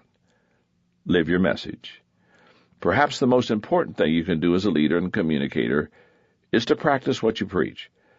That's where credibility comes from. Plenty of people out in the marketplace are willing to say one thing to an audience, but to do something else. They don't last. Go where they are. As a communicator, I dislike any kind of barrier to communication. I don't like to be too far from my audience or too high above them on stage. And I definitely don't want any physical barriers between me and the people. But a person's method of communication can also be a barrier. Whether I'm speaking from a stage or sitting across from someone in my office, I try to speak the other person's language to go to that person. I try to be attuned to others' culture, background, education, and so on. I adapt to others. I don't expect them to adapt to me. Focus on them, not yourself. If you go on an elevator with me and ask me to tell you the secret to good communication before I got off the next floor, I'd tell you to focus on others, not yourself. That is the number one problem of inexperienced speakers, and it is also the number one problem of ineffective leaders. You will always connect faster when your focus is not on yourself. Believe in them. It's one thing to communicate to people because you believe you have something of value to say. It's another thing to communicate with people because you believe they have value. People's opinion of us has less to do with what they see in us than it does with what we can help them see in themselves. Some leaders have problems with the law of connection because they believe that connecting is the responsibility of the followers. That is especially true of positional leaders. They often think, I'm the boss, I have the position, these are my employees, let them come to me. But successful leaders who obey the law of connection are always initiators. They take the first step with others and then make the effort to continue building relationships. That's not always easy, but it's important to the success of the organization. A leader has to do it no matter how many obstacles there might be. I learned this lesson in 1972 when I was faced with a very difficult situation. I was moving to Lancaster, Ohio to accept the leadership of a church there. It was going to be a big step up in responsibility for me. And before I accepted the position, I learned that the church had just gone through a big battle relating to a building project. Heading up one of the factions was the number one influence in the church, a man named Jim. I also heard that Jim had the reputation for being negative and somewhat of a maverick. He liked to use his influence to move the people in directions that didn't always help the organization. Because the previous leader of the church had faced opposition from Jim more than a few times, I knew that I needed to win him over. Otherwise, I would always have conflict with him. If you want someone on your side, don't try to convince them. Connect with him. That's what I determined to do. So the first thing I did when I got to my new position was to make an appointment to meet Jim in my office. Jim, I said, as he sat in my office, I know you're the influencer in this church, and I want you to know that I've decided I'm going to do everything in my power to build a good relationship with you. I'd like to meet with you every Tuesday for lunch at the Holiday Inn to talk through issues. While I'm the leader here, I'll never take any decision to the people without first discussing it with you. I really want to work with you.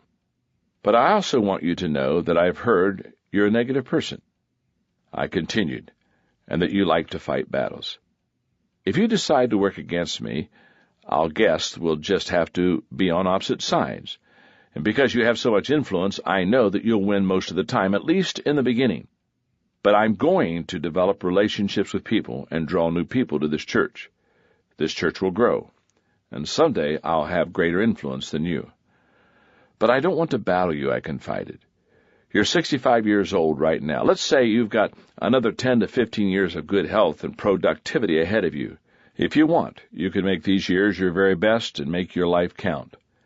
We can do a lot of great things together in this church, I summed up, but the decision is yours. When I finished, Jim didn't say a word. He got up from his seat, walked into the hall, and stopped to take a drink at the water fountain. I followed him out, and I waited. I didn't know whether he was going to dress me down, declare war, or tell me to take a hike. After a long time, Jim stood up straight and turned around. When he did, I could see that tears were rolling down his cheeks. And then he gave me a great big bear hug and said, "You can count on me to be on your side." And Jim did get on my side. As it turned out, he did live another 10 years, and because he was willing to help me, a young kid with a vision, we accomplished many positive things together. But it never would have happened if I hadn't had the courage to try to make a connection with him that first day in my office. One of the companies I admire is Southwest Airlines. The company has been successful and profitable while other airlines have filed for bankruptcy and folded. The person responsible for the initial success of the organization and the creation of its culture is Herb Kelleher, the company's founder and current executive chairman of the board. I love what Southwest employees did on Boss's Day in 1994 because it shows the kind of connection Kelleher made with his people.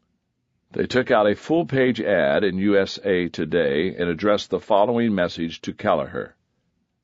Thanks, Herb, for remembering every one of our names, for supporting the Ronald McDonald House, for helping load baggage on Thanksgiving, for giving everyone a kiss, and we mean everyone, for listening, for running the only profitable major airline, for singing at our holiday party, for singing only once a year, for letting us wear shorts and sneakers to work, for golfing at the Love Classic with only one club, for out-talking Sam Donaldson, for riding your Harley-Davidson into Southwest headquarters, for being a friend, not just a boss. Happy Boss's Day from each one of your 16,000 employees. A display of affection like that occurs only when a leader has worked hard to connect with his people. Don't ever underestimate the importance of building relational bridges between yourself and the people you lead. There's an old saying, to lead yourself, use your head. To lead others, use your heart. That's the nature of the law of connection. Always touch a person's heart before you ask him for a hand.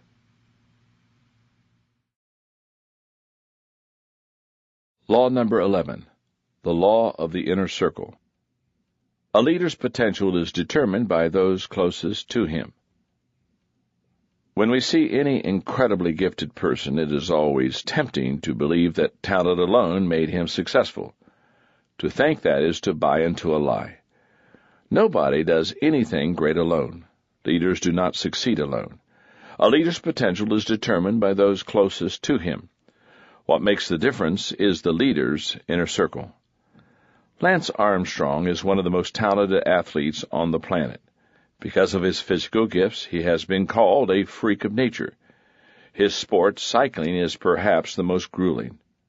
The Tour de France, which he has won an astounding 7 times in a row, has been compared to running 20 marathons on 20 consecutive days. Clearly, Armstrong is in a class that few others can approach. His determination is unquestionable. His training regimen is unmatched. His talent is extraordinary, yet without a team, he would not have won a single Tour title. Cycling is truly a team sport, though it may not seem that way to the casual observer. During his Tour de France run, Armstrong had an incredible team. Anchoring the team was Chris Carmichael, his coach, and Johan Brunel, an ex-cyclist, who functioned as the team's sports director and master tactician. Both men were indispensable, since Armstrong tended at first to follow his own less efficient training regimen and execute his own tactics, causing him to lose badly. But once those 2 inner circle members were in place, Armstrong began to maximize his gift. Lance is the first to say he would have never won the Tour de France without the help of his teammates, explains the Team Discovery website. Every other rider sacrifices individual glory at the race in order to work for one rider, Lance, which says a lot considering what's at stake. Yet over the years, Lance delivered every single time following the work of his team, so it goes hand in hand. If the team sacrificed itself and Lance didn't have what it took to come through in the end, we would have to rethink the plan. Leaders have to deliver. There is no substitute for performance. But without a good team, they often don't get the opportunity. Their potential is determined by those closest to them. That is the law of the inner circle.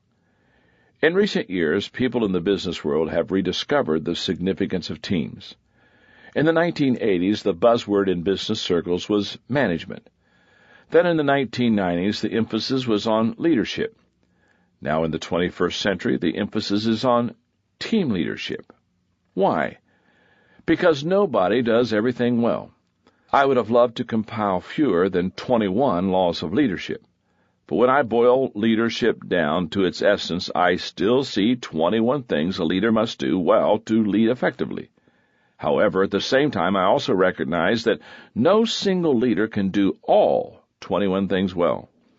That's why every leader needs a team of people. As Mother Teresa observed, you can do what I cannot do. I can do what you cannot do. Together, we can do great things. That is the power of the law of the inner circle. Most people create an inner circle of people. However, they are usually not strategic in doing so. We naturally tend to surround ourselves with either people we like or people with whom we are comfortable. Few people give enough thought to how those closest to them impact their effectiveness or leadership potential. You see it all the time with certain athletes who transition to the professional ranks and entertainers who achieve success professionally. Some self-destruct and never reach their potential, and it can often be attributed to the kind of people they spend their time with. To practice the law of the inner circle, you must be intentional in your relationship building. As you consider whether individuals should be in your inner circle, ask yourself the following questions. 1. Do they have high influence with others? One key to successful leadership is the ability to influence the people who influence others. How do you do that? By drawing influencers into your inner circle. That's what I did with Jim at the church in Lancaster, Ohio, whom I wrote about in The Law of Connection. Jim was the single most influential person in the organization when I arrived. By building a relationship with Jim and taking him into my inner circle, I was doing two things. First, I was exerting my influence on him, sharing my values, vision, and philosophy of leadership with him. I wanted him to be a carrier of the vision to other people in the organization. Second, I was finding out what he thought. If he had questions or objections to what I wanted to do, I was able to find out about it immediately and work through it with him. And because he had so many years of experience with the people in the organization, he often helped me to navigate around potential landmines I knew nothing about. Number 2, do they bring a complementary gift to the table? Because of my leadership gifting, I naturally attract leaders, and I'm also highly attracted to leaders. But one of the best things I have done in my leadership career is to bring a few key people into my inner circle who possess strengths in my areas of weakness. One of those people is Linda Eggers, my assistant. I advise young executives that their first and most important hire should be their assistant. In Linda, I have an absolute gem. She's been working with me for 20 years. She has an incredible mind for details. She is tireless, and like Radar O'Reilly from MASH, she has the ability to anticipate what I need before I realize it. What's more, she now knows me so well that she can speak to others on my behalf, knowing how I would answer questions at least 90% of the time. Number 3, do they add value to me and to the organization? I discussed in the Law of Addition how people add, subtract, multiply, or divide when it comes to others. The people in your inner circle must be adders or multipliers. They should have a proven track record as assets to the organization. There is a poem by Ella Wheeler Wilcox that my mother used to recite to me when I was growing up. There are two kinds of people on earth today, just two kinds of people, no more, I say, not the good and the bad, for 'tis well understood the good are half bad and the bad are half good. No, just two kinds of people on earth, I mean, are the people who lift and the people who lean. Look only for lifters for your inner circle. Inner circle members should also add value to you personally. That's not selfish. If they have a negative effect, they will hinder your ability to lead well, and that can hurt your people and the organization. Number 4, do they positively impact other inner circle members? I'm a big believer in team chemistry, and if your inner circle is going to work together and function as a team, then you need to take into account how members interact. First, you want them to have a good fit with one another. Just as members of a championship basketball team have complementary skills and compatible roles, you want each inner circle member to have a place in your life where he contributes without stepping on the other's toes. Second, you want inner circle members to make one another better, to raise one another's game. Sometimes that comes because they encourage one another. Sometimes it happens when they help one another by sharing information and wisdom. And sometimes it comes from friendly competition. No matter how it happens, if they improve the ability of other team members, they also improve your leaders. No leader starts out with a strong inner circle. When leaders take on new positions, they often have to build their inner circle from scratch. That was the case for me in 1981 when I accepted the offer to lead Skyline Church in San Diego, California. The church had a great history and nationally recognized reputation. It had been founded in the 1950s by Orville Butcher, a wonderful man who was retiring after serving there for 27 years. Dr. Butcher had touched the lives of thousands of people with his leadership. It was a good church, but it did have one problem. It had not grown in years. One of the first things I did after taking the job was to meet with each staff member to assess individual abilities. Almost immediately I discovered why the church had flatlined. The staff members were good people, but they were not strong leaders. No matter what I did with them, they would never be able to take the organization to the place we needed to go. In a church of that size, the staff is the leader's inner circle. If the staff is strong, then the leader can make a huge impact, but if the staff is weak, he can't. That's the law of the inner circle. The task that lay ahead of me was clear. I needed to remove the weak leaders and bring in better ones. That was the only way I would be able to turn the situation around. Mentally, I divided the people into 3 groups according to their ability to lead and deliver results. The bottom third I dismissed right away and began replacing them with the best people I could find. Then I began working on the middle third, and then what had been the top. The organization immediately began growing. By the end of 3 years, all but 2 of the original staff had been replaced by better leaders. Because the inner circle had gone to a new level, the organization was able to also go to a new level. Over the years, we tripled in size from 1,000 to more than 3,300 weekly attenders. The growth and success we experienced at Skyline were due to the law of the inner circle. When we had the right staff, our potential skyrocketed.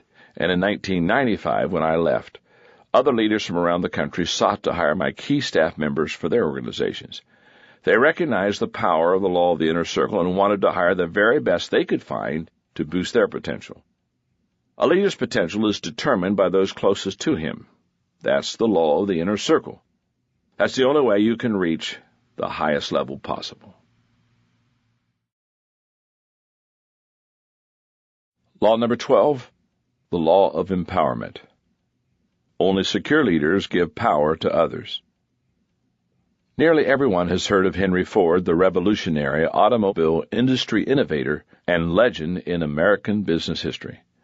In 1903, he co-founded the Ford Motor Company, with the belief that the future of the automobile lay in putting it within reach of the average American worker. The Model T changed the face of the 20th century American life. By 1914, Ford was producing nearly 50% of all automobiles in the United States. The Ford Motor Company looked like an American success story. However, all of Ford's story is not about positive achievement, and one reason is that he didn't embrace the law of empowerment. Henry Ford was the antithesis of an empowering leader. He continually undermined his leaders and looked over the shoulders of his people. He even created a sociological department within Ford Motor Company to check up on his employees and direct their private lives. As time went by, he became more and more eccentric. He once went into his accounting office and tossed the company's books into the street, saying, "Just put all the money we take in a big barrel, and when a shipment of material comes in, reach into the barrel and take out enough money to pay for it." Perhaps Ford's most peculiar dealings were with his executives, especially his son Edsel. The younger Ford had worked at the company since he was a boy. As Henry became more eccentric, Edsel worked harder to keep the company going. If it weren't for Edsel, the Ford Motor Company probably would have gone out of business in the 1930s. Henry eventually gave Edsel the presidency of the company, but at the same time he undermined his son. Further, whenever a promising leader was rising up in the company, Henry tore him down. As a result, the company kept losing its best executives. The few who stayed did so because they figured that someday old Henry would die and Edsel would finally take over and set things right. But that's not what happened. In 1943, Edsel died at the age of 49. Edsel's oldest son, the 26-year-old Henry Ford II, quickly left the Navy so that he could return to Dearborn, Michigan, and take over the company. Young Henry was taking over a company that hadn't made a profit in 15 years. At that time, it was losing $1 million a day. The young president knew he was in over his head, so he sent out to find leaders. Fortunately, the first group actually approached him. Colonel Charles Tex Thornton headed a team of 10 men who had worked together at the War Department during World War II. Their contribution to the Ford Motor Company was substantial. In the years to come, the group produced 6 company vice presidents and 2 presidents. The second influx of leadership came with the entrance of Ernie Breech, an experienced General Motors executive and the former president of Bendix Aviation. Young Henry hired him to be Ford's executive vice president, a position second to Henry's, with the expectation that he would take command and turn the company around. He succeeded. Breech quickly brought in more than 150 outstanding executives from General Motors, and by 1949 Ford Motor Company was on a roll again. In that year, the company sold more than 1 million Fords, Mercurys, and Lincolns, the best sales since the Model A. If Henry Ford II had lived by the law of empowerment, the Ford Motor Company might have grown enough to eventually overtake General Motors and become the #1 car company again. But only secure leaders are able to give power to others, and Henry felt threatened. The success of Tex Thornton, Ernie Breech, and Louis Crusoe, a legendary GM executive whom Breech had brought into the company, made Henry worry about his own place at Ford. His position was based not on influence but on his name and his family's control of the company's stock. What was Henry's solution? He began pitting one top executive against another. Any time an executive gained power and influence, Henry undercut the person's authority by moving him to a position with less clout, supporting the executive's subordinates, or publicly humiliating him. This maneuver continued all the days Henry II was at Ford. As one Ford president, Lee Iacocca, commented after leaving the company, Henry Ford, as I would learn firsthand, had a nasty habit of getting rid of strong leaders. Iacocca says that Henry Ford II once described his leadership philosophy to him years before Iacocca himself became its target. Ford said, "If a guy works for you, don't let him get too comfortable. Don't let him get too cozy or set in his ways. Always do the opposite of what he expects. Keep your people anxious and off balance." Both Henry Fords failed to abide by the law of empowerment. Rather than identifying leaders, building them up, giving them resources, authority, and responsibility, and turning them loose to achieve, they alternately encouraged and undermined their best people. To lead others well, we must help them to reach their potential. That means being on their side, encouraging them, giving them power, and helping them to succeed. That's not traditionally what we're taught about leadership. What were the 2 leadership games we were taught as kids? King of the Hill and Follow the Leader. What was the object of King of the Hill? To knock other people down so that you could be the leader. And what was the point in Follow the Leader? You do the things you know followers can't do to separate yourself from them and make yourself look more powerful. The problem with these games is that to win, you have to make all the other people lose. The games are based on insecurity and are opposite of the way to raise up leaders. When I travel to developing countries, I am made especially aware of how alien the idea of empowerment can be to emerging leaders. In cultures where you have to fight to make something of yourself, the assumption often is that you need to fight others to maintain your leadership. But that reflects a scarcity mindset. The truth is that if you give some of your power away to others, there is still plenty to go around.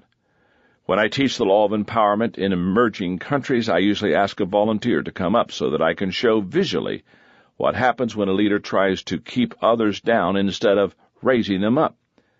I ask the volunteer to stand in front of me, and I put my hands on his shoulders. Then I begin pushing him down. The lower I want to push him, the more I have to bend down to do it. As I push him lower, I go lower. That's the same way it is in leadership. To keep others down, you have to go down with them. And when you do that, you lose any power to lift others up. When leaders fail to empower others, it's usually due to 3 main reasons. The #1 barrier to empowerment: desire for job security. Weak leaders worry that if they help subordinates, they will themselves become dispensable.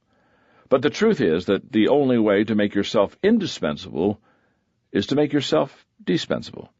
In other words, if you're able to continually empower others and help them develop so that they can become capable of taking over your job, you will become so valuable to the organization that you become indispensable. That is the paradox of the law of empowerment. What if I work myself out of a job by empowering others, you may ask, and my superiors don't recognize my contribution? That can happen in the short term. But if you keep raising up leaders and empowering them, you will develop a pattern of achievement, excellence, and leadership that will be recognized and rewarded. If the teams you lead always seem to succeed, people will figure out that you are leading them well. The number 2 barrier to empowerment: resistance to change. By its very nature, empowerment brings constant change because it encourages people to grow and innovate. Change is the price of progress. That's not always easy to live with. Most people don't like change. That's a fact. Yet one of the most important responsibilities of leaders is to continually improve their organizations. As a leader, you must train yourself to embrace change, to desire it, to make a way for it. Effective leaders are not only willing to change, they become change agents. The third barrier to empowerment is lack of self-worth. John Pierce observed, "You can't lead a cavalry charge if you think you look funny on a horse." Self-conscious people are rarely good leaders. They focus on themselves, worrying how they look, what others think, whether they are liked. They can't give power to others because they feel that they have no power themselves, and you can't give what you don't have. The best leaders have a strong sense of self-worth. They believe in themselves, their mission, and their people. One of the greatest leaders of the United States was known for his humility and willingness to give his power and authority to others: Abraham Lincoln. The depth of his security as a leader can be seen in the selection of his cabinet. Most presidents pick like-minded allies, but not Lincoln. At a time of turmoil for the country when factions were strong, Lincoln brought together a group of leaders who would bring strength through diversity and mutual challenge. One Lincoln biographer said this of his method: "For a president to select a political rival for a cabinet post was not unprecedented, but deliberately to surround himself with all of his disappointed antagonists seemed to be courting disaster." It was the mark of his sincere intentions that Lincoln wanted the advice of men as strong as himself or stronger. That he entertained no fear of being crushed or overridden by such men revealed either surpassing naiveness or a tranquil confidence in his power of leadership. Lincoln's desire to unify the country was more important than his personal comfort. His strength and self-confidence allowed him to practice the law of empowerment and bring strong leaders into his circle. In June of 1863, Lincoln put the command of the Army of the Potomac into the hands of General George C. Meade. Within hours of Meade's appointment, Lincoln sent a courier to him. The president's message in part said, "Considering the circumstances, no one ever received a more important command, and I cannot doubt that you will fully justify the confidence which the government has reposed in you. You will not be hampered by any minute instructions from these headquarters. Your army is free to act as you deem proper under the circumstances as they arise. All forces within the sphere of your operations will be held subject to your orders." As it turned out, Meade's first significant challenge came as he commanded the army at a small Pennsylvania town named Gettysburg. It was a test he passed with authority. Lincoln's use of the law of empowerment was as consistent as Henry Ford's habit of breaking it. When his generals performed well, Lincoln gave them the credit. When they performed poorly, Lincoln took the blame. Lincoln was able to stand strongly during the war and continually give power to others because of his rock-solid security. You don't have to be a leader of Lincoln's caliber to empower others. The main ingredient for empowering others is a high belief in people. If you believe in others, they will believe in themselves. The truth is that empowerment is powerful, not only for the person being developed, but also for the mentor. Enlarging others makes you larger. That is the law of empowerment. It's an impact you can experience as a leader as long as you are willing to believe in people and give your power away. Law number 13. The law of the picture. People do what people see. Several years ago, filmmaker Steven Spielberg and actor Tom Hanks produced a series of television shows on HBO called Band of Brothers. based on the book of the same name by historian Stephen Ambrose. The 10 episodes chronicled the story of Easy Company, a group of paratroopers from the 101st Airborne who fought during World War II. The men of Easy Company were as tough as soldiers get, and they fought heroically from the invasion of Normandy to the end of the war. The story of Easy Company is a great study in leadership, for the various sergeants, lieutenants, and captains who commanded the men displayed many styles of leadership, both good and bad. When the leadership was good, it made the difference not only in the way the soldiers performed, but in the outcome of their battles and ultimately of the war. From the very first episode of the television series, the contrasting leadership styles were on display. Herbert Sobel, Easy Company's commanding officer during his training, was shown to be a brutal, autocratic leader with a sadistic streak. He drove the men harder than the commander of any other company. He arbitrarily revoked passes and inflicted punishment. But judging from Ambrose's research, Sobel was even worse than he was depicted in the series. Sobel drove the men without mercy, which was fine since he was preparing them for combat. But he didn't push himself the same way, being barely capable of passing the physical test required of paratroopers, nor did he display the high level of confidence that he demanded from everyone else. Ambrose writes about an incident during training that was representative of Sobel's leadership. On one night exercise, Sobel decided to teach his men a lesson. He and Sergeant Evans went sneaking through the company's position to steal rifles from sleeping men. The mission was successful. By daylight, Sobel and Evans had nearly 50 rifles. With great fanfare, Evans called the company together, and Sobel began to tell the men what miserable soldiers they were.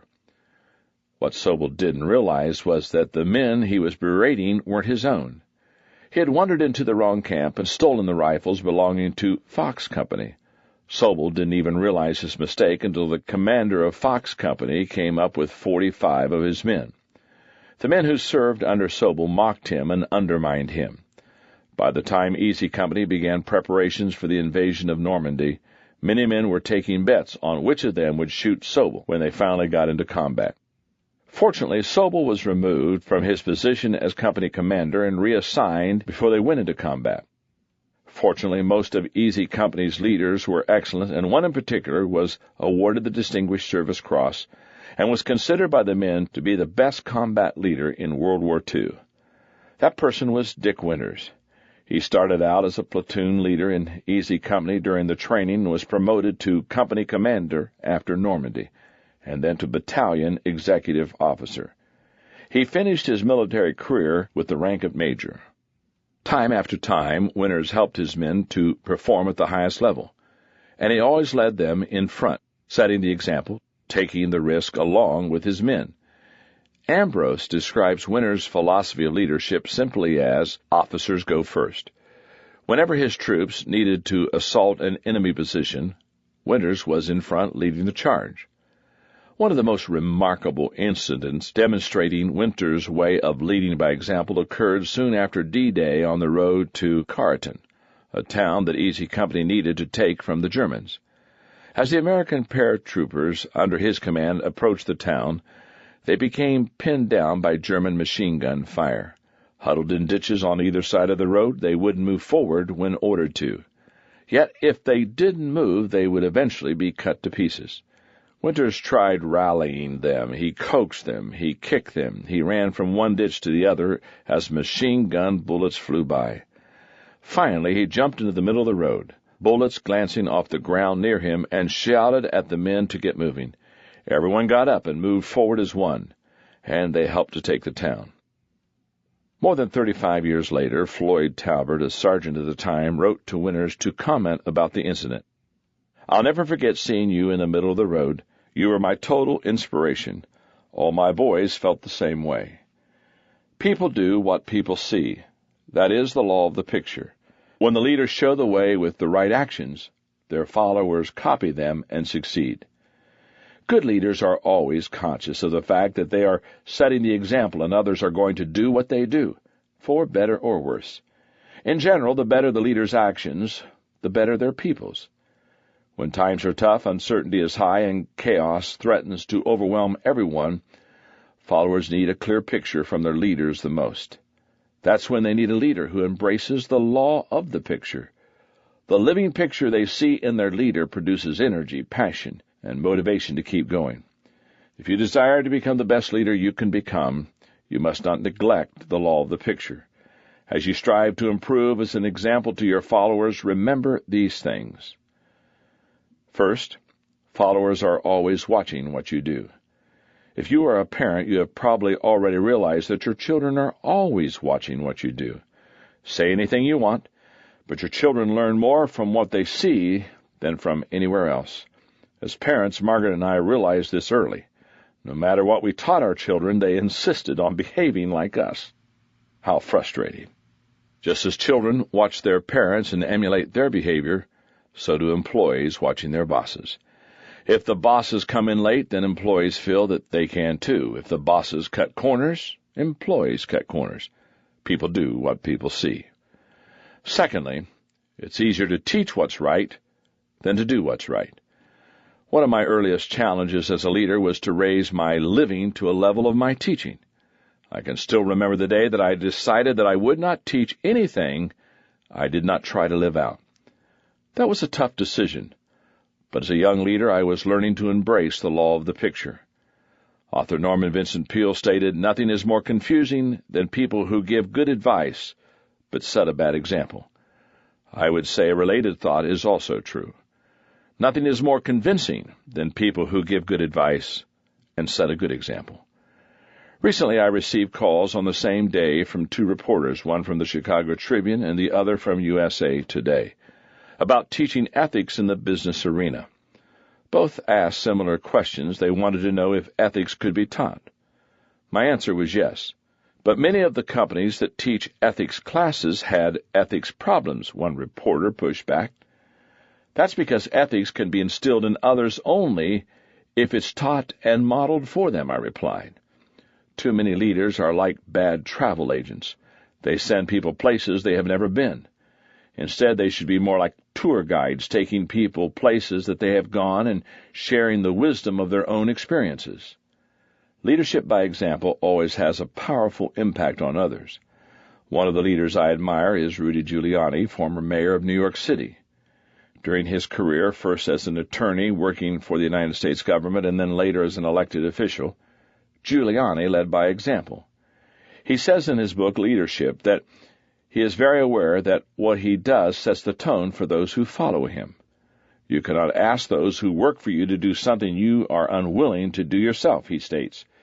It's up to you to set a standard of behavior. Giuliani sums up his leadership this way. All my life I have been thinking about how to be a leader, whether it was when I was running the corruption unit of the U.S. Attorney's Office in the Southern District of New York, then the narcotics unit, or turning around a bankrupt Kentucky coal company after being appointed as receiver, or watching Ronald Reagan, Judge McMahon, and others. I realized later that much of what I was doing in studying these people so closely was preparing. Unconsciously, I was learning how to run things. In other words, he has simply done what he had seen his leaders do throughout his career. He had practiced the law of the picture. Law number 14, the law of buy-in. People buy into the leader, then the vision. When I teach leadership seminars, I field a lot of questions about vision. Invariably, someone will come up to me during a break, give me a brief description of an evolving vision, and then ask me, "Do you think my people will buy into my vision?" My response is always the same. First, tell me this. Do your people buy into you?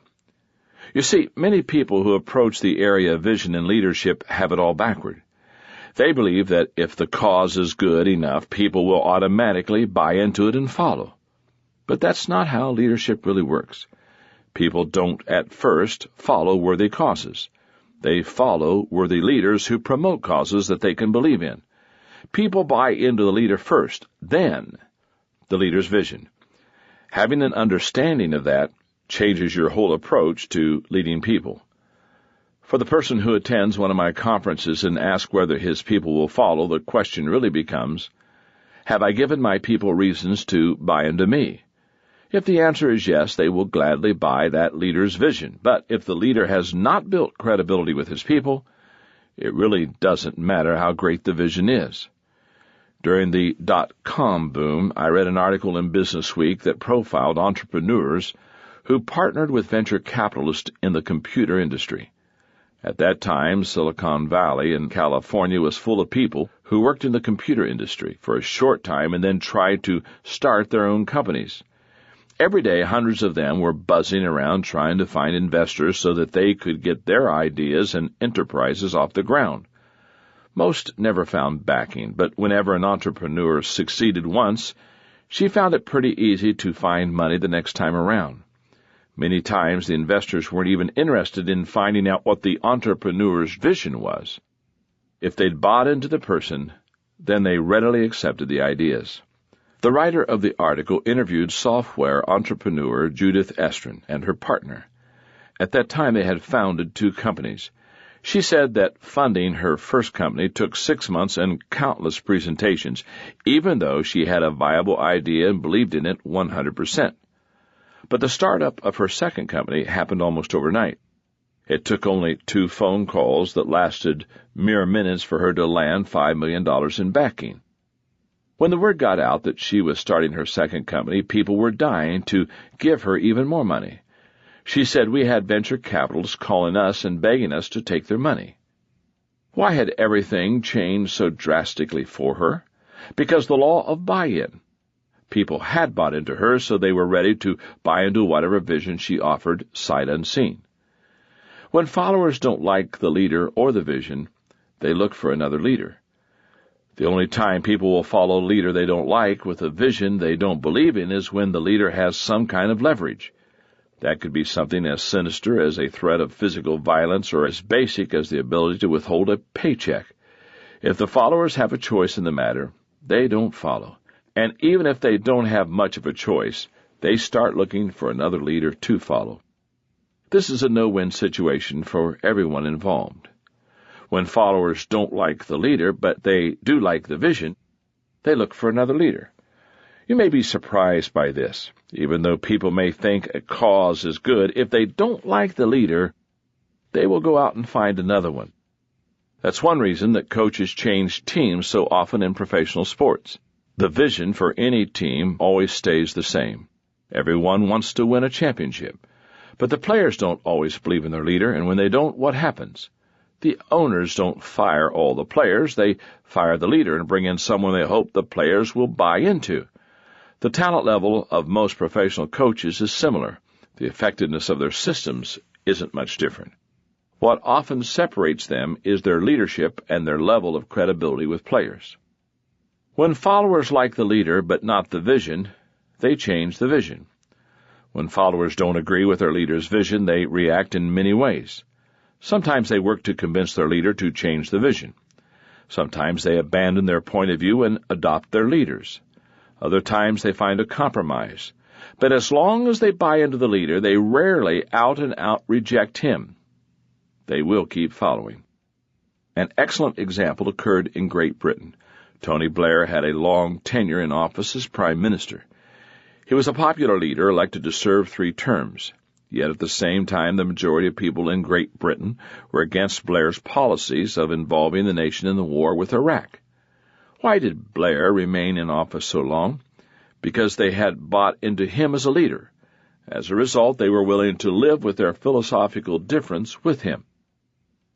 When followers like the leader and the vision, they get behind both the leader and the vision. When people believe in their leader and the vision, they will follow their leader no matter how bad conditions get or how much odds are stacked against them. That's why the Indian people in Gandhi's day refused to fight back, as soldiers mowed them down. That's what inspired the U.S. space program to fulfill John F. Kennedy's vision and put a man on the moon. That's the reason people continued to have hope and keep alive the dream of Martin Luther King, Jr., even after he was gunned down. That's what continues to inspire followers to keep running the race, even when they feel they've hit the wall and given everything they've got. As a leader, having a great vision and a worthy cause is not enough to get people to follow you. You have to become a better leader. You must get your people to buy into you. That is the price you have to pay if you want your vision to have a chance of becoming a reality. You cannot ignore the law of buy-in and remain successful as a leader. If in the past you tried to get people to act on your vision but were unable to make it happen, you probably came up against the law of buy-in, maybe without even knowing it. As a leader, you don't earn any points for failing in a noble cause. You don't get credit for being right as you bring the organization to a halt. Your success is measured by your ability to actually take the people where they need to go. But you can do that only if the people first buy into you as a leader. That's the reality of the law of buy-in. Law number 15, the law of victory. Leaders find a way for the team to win. Have you ever thought about what separates the leaders who achieve victory from those who suffer defeat? I think that victorious leaders have one thing in common. They share an unwillingness to accept defeat. The alternative to winning is totally unacceptable to them.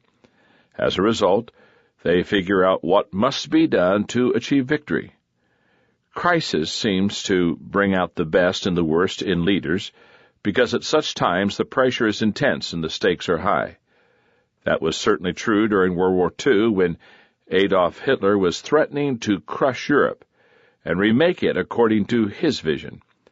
But against the power of Hitler and his Nazi hordes stood a leader determined to win, a practitioner of the law of victory, British Prime Minister Winston Churchill.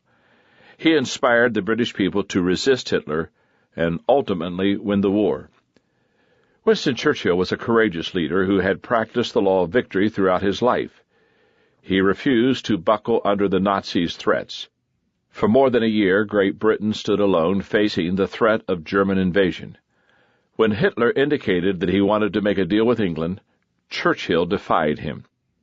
When Germany began bombing England, the British stood strong, and all the while Churchill looked for a way to gain victory. Time after time, Churchill rallied the British people. It began with his first speech after becoming Prime Minister, in which he said, "We have before us an ordeal of the most grievous kind. We have before us many, many long months of struggle and of suffering. You ask, what is our policy? I can say, it is to wage war, by sea, land, and air, with all our might and with all the strength that God can give us, to wage war against a monstrous tyranny, never surpassed in the dark, lamentable catalogue of human crime. That is our policy. You ask, what is our aim? I can answer in one word: victory. Victory at all cost.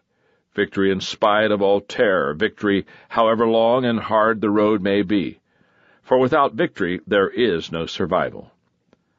When Churchill sought the aid of Franklin Roosevelt, he was enlisting a leader who had practiced the law of victory for decades.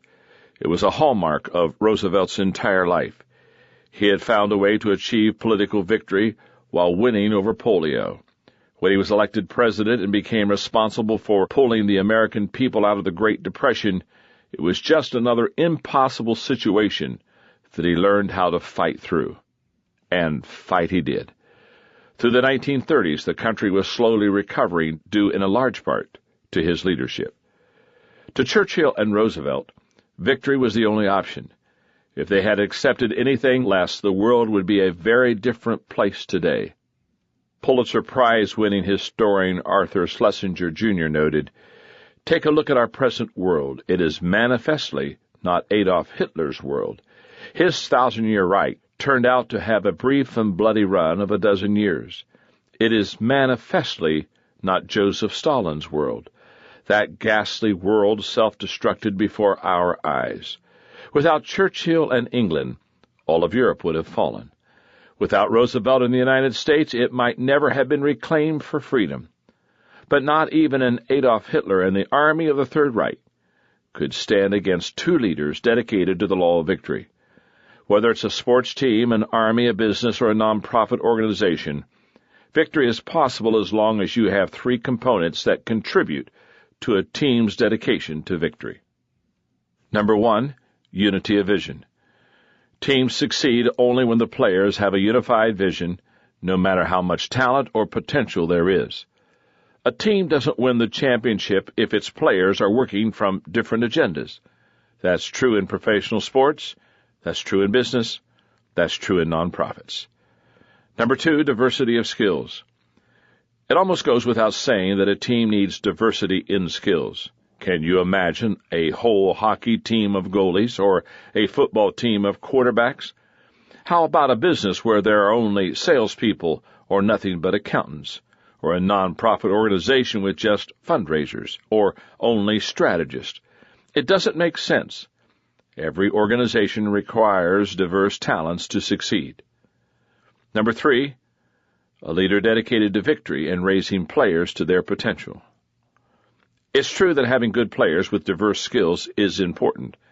As former Notre Dame head football coach Lou Holtz says, "You've got to have great athletes to win. I don't care who the coach is. You can't win without good athletes, but you can lose with them." This is where coaching makes the difference. In other words, you also require leadership to achieve victory. Unity of vision doesn't happen spontaneously. The right players with the proper diversity of talent don't come together on their own. It takes a leader to make those things happen. It takes a leader to provide the motivation, empowerment, and direction required to win. One of the most noteworthy success stories I've come across is that of Southwest Airlines' Herb Kelleher, whom I mentioned in the chapter on the law of connection. The company's story is an admirable example of the law of victory in action. Today, Southwest looks like a powerhouse that has everything going for it. In the routes where it flies, it dominates the market. The company is on a steady growth curve, and its stock performs extremely well. It is the only U.S. airline that has earned a profit every year since 1973, even as other airlines have gone bankrupt and disappeared. It is the only airline that has thrived in the wake of 9/11. Employees love working there. Turnover is extremely low, and the company is considered to have the most productive workforce in the industry. And it's extremely popular with customers. Southwest gets consistently superior customer service ratings. It has maintained the fewest overall customer service complaints in the industry since 1987. Given Southwest's current position, you might think it has always been a powerhouse. That's not the case. In fact, it's a testament to the law of victory that the company even exists today. The airline was begun in 1967 by Roland Keene, owner of a small commuter air service in Texas, John Parker, a banker, and Herb Kelleher, an attorney. But it took them 4 years to get their first plane off the ground. And as soon as the company incorporated, Braniff, Trans-Texas, and Continental Airlines all tried to put it out of business. And they almost succeeded. One court battle followed another, and one man more than any other made the fight his own, Herb Kelleher. When their startup capital was gone and they seemed to be defeated, the board wanted to give up. However, Kelleher said, "Let's go one more round with them. I will continue to represent the company in court, and I'll postpone any legal fees and pay every cent of the court cost out of my own pocket." Finally, when their case made it to the Texas Supreme Court, the trio won, and they were at last able to put their planes in the air. Once it got going, Southwest hired experienced airline leader Lamar Muse as its new CEO. He in turn hired the best executives available. And as other airlines kept trying to put them out of business, Kelleher and Muse kept fighting in court and in the marketplace. When they had trouble filling their planes going to and from Houston, Southwest began flying into Houston's Hobby Airport, which is more accessible to commuters because of its proximity to downtown. When all the major carriers moved to the newly created Dallas-Fort Worth Airport, Southwest kept flying into convenient Love Field. When the airline had to sell one of its 4 planes to survive, the executives figured out a way for their remaining planes to be on the ground no longer than an amazingly short 10 minutes between flights. That way, Southwest could maintain routes and schedules. And when they couldn't figure out any other way to fill their planes, they pioneered peak and off-peak pricing, giving leisure travelers a huge break in the cost of fares. Through it all, Kelleher kept fighting and helped keep Southwest alive. In 1978, 7 years after he helped put the company's first small fleet of planes into the air, he became chairman of the company. In 1982, he was made president and CEO. Today, he serves as executive chairman of the board. He and his colleagues continue to fight and find ways for the company to win. Southwest President Colleen Barrett sums it up. The warrior mentality, the very fight to survive, is truly what created our culture. What Kelleher, Barrett, and the rest of the Southwest leadership team have is not just a will to survive, but a will to win. Leaders who practice the law of victory believe that anything less than success is unacceptable. They have no plan B. That is why they keep fighting, and it's why they continue to win. What is your level of expectation when it comes to succeeding for your organization? How dedicated are you to winning your game? Are you going to have the law of victory in your corner as you fight, or when times get difficult, are you going to throw in the towel? Your answer to that question may determine whether you succeed or fail as a leader, and whether your team wins or loses. Law number 16, the law of the Big Mo. Momentum is a leader's best friend. If ever there was a person with talent and vision, it was Ed Catmull. In 1979, filmmaker George Lucas hired Catmull to run the computer graphics division of Lucasfilm Limited. Catmull tried to convince Lucas to let him try to make computer-generated feature films, but the technology was still in its early stages and too expensive. Instead, Lucas decided to sell the division. In 1986, Steve Jobs bought it by paying $5 million for it and putting an additional $5 million into the company. He named it Pixar. While it was struggling to become profitable, Pixar began making short films to demonstrate the power of its technology. The first was called Luxo Jr. It shows two animated desk lamps interacting as a parent and a child would. Luxo Jr. was so good that it was nominated for an Academy Award. But Catmull and his team were still a long way from achieving his dream of creating a full-length feature film.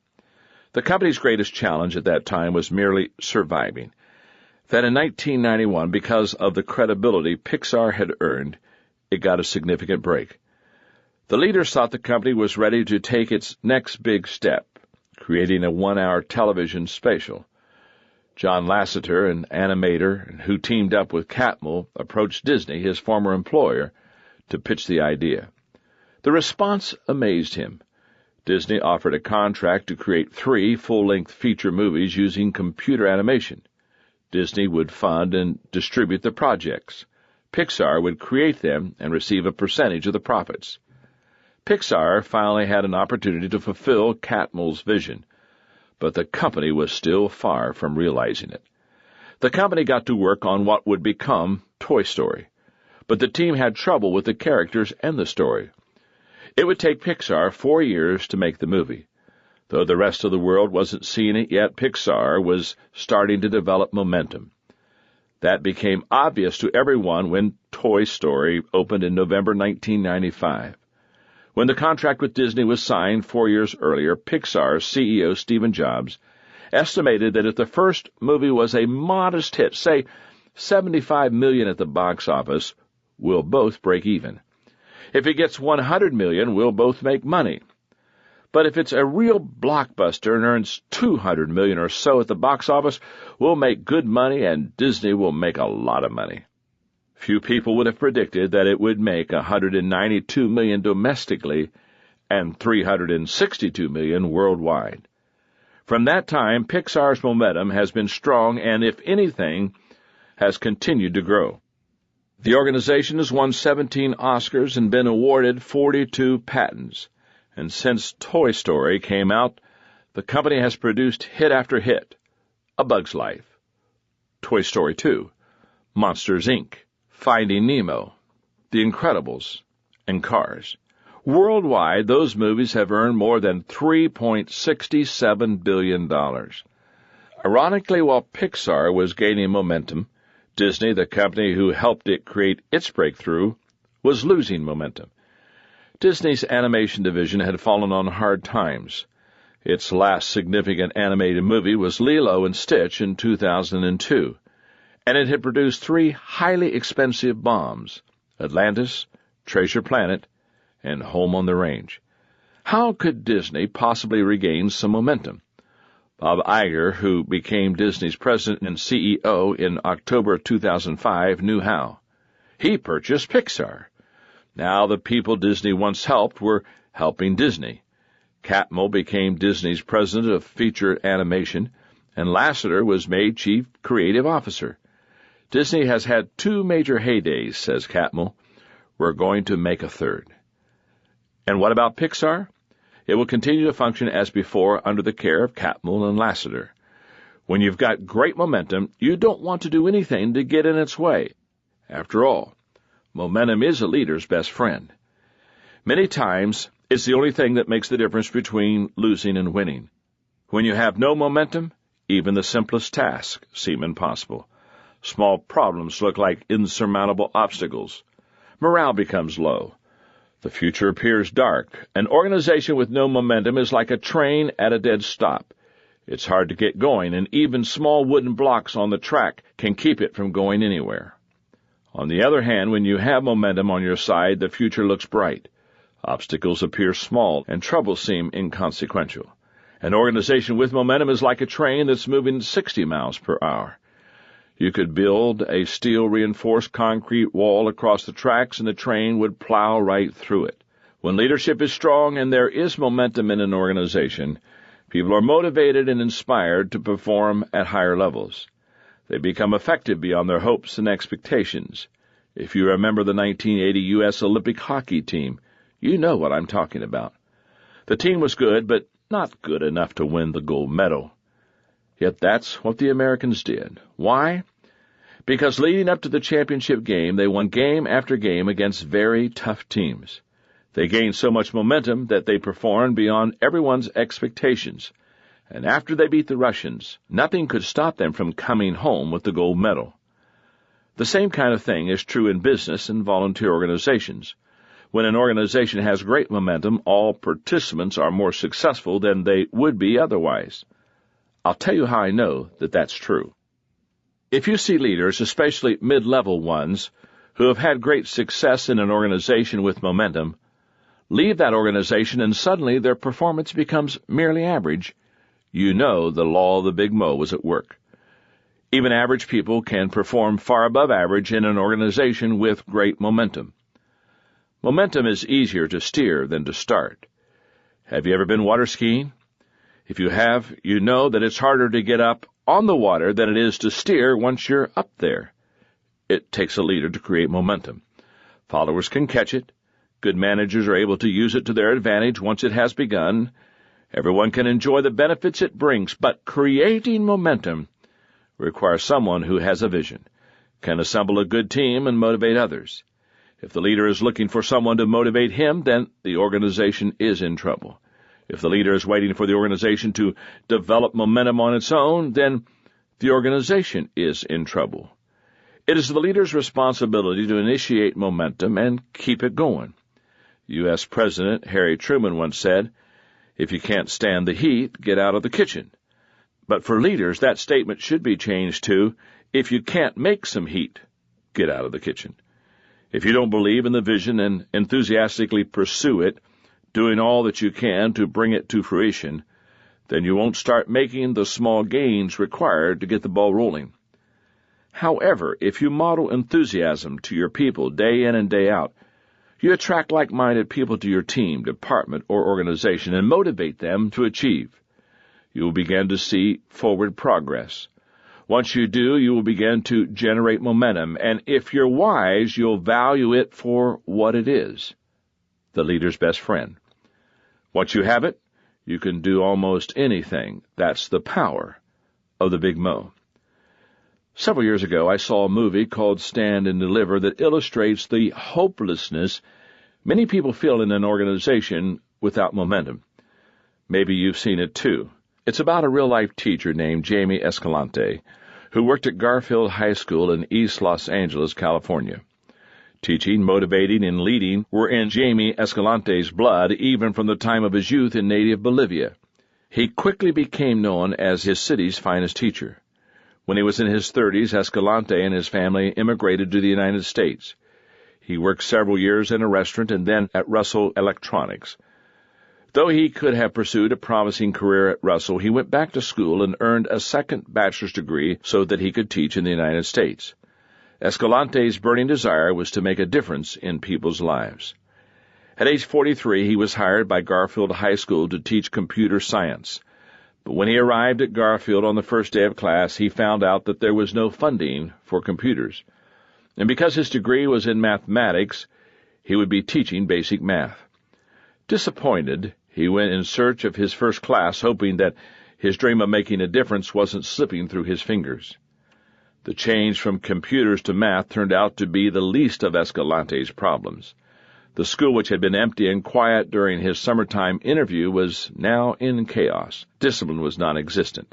Fights seemed to break out continually. Trash and graffiti were everywhere. Students and even outsiders from the neighborhood roamed all over the campus throughout the day. Gang activity was rampant. It was a teacher's worst nightmare. Almost daily he thought of quitting. But his passion for teaching and his dedication to improving the lives of his students wouldn't allow him to give up.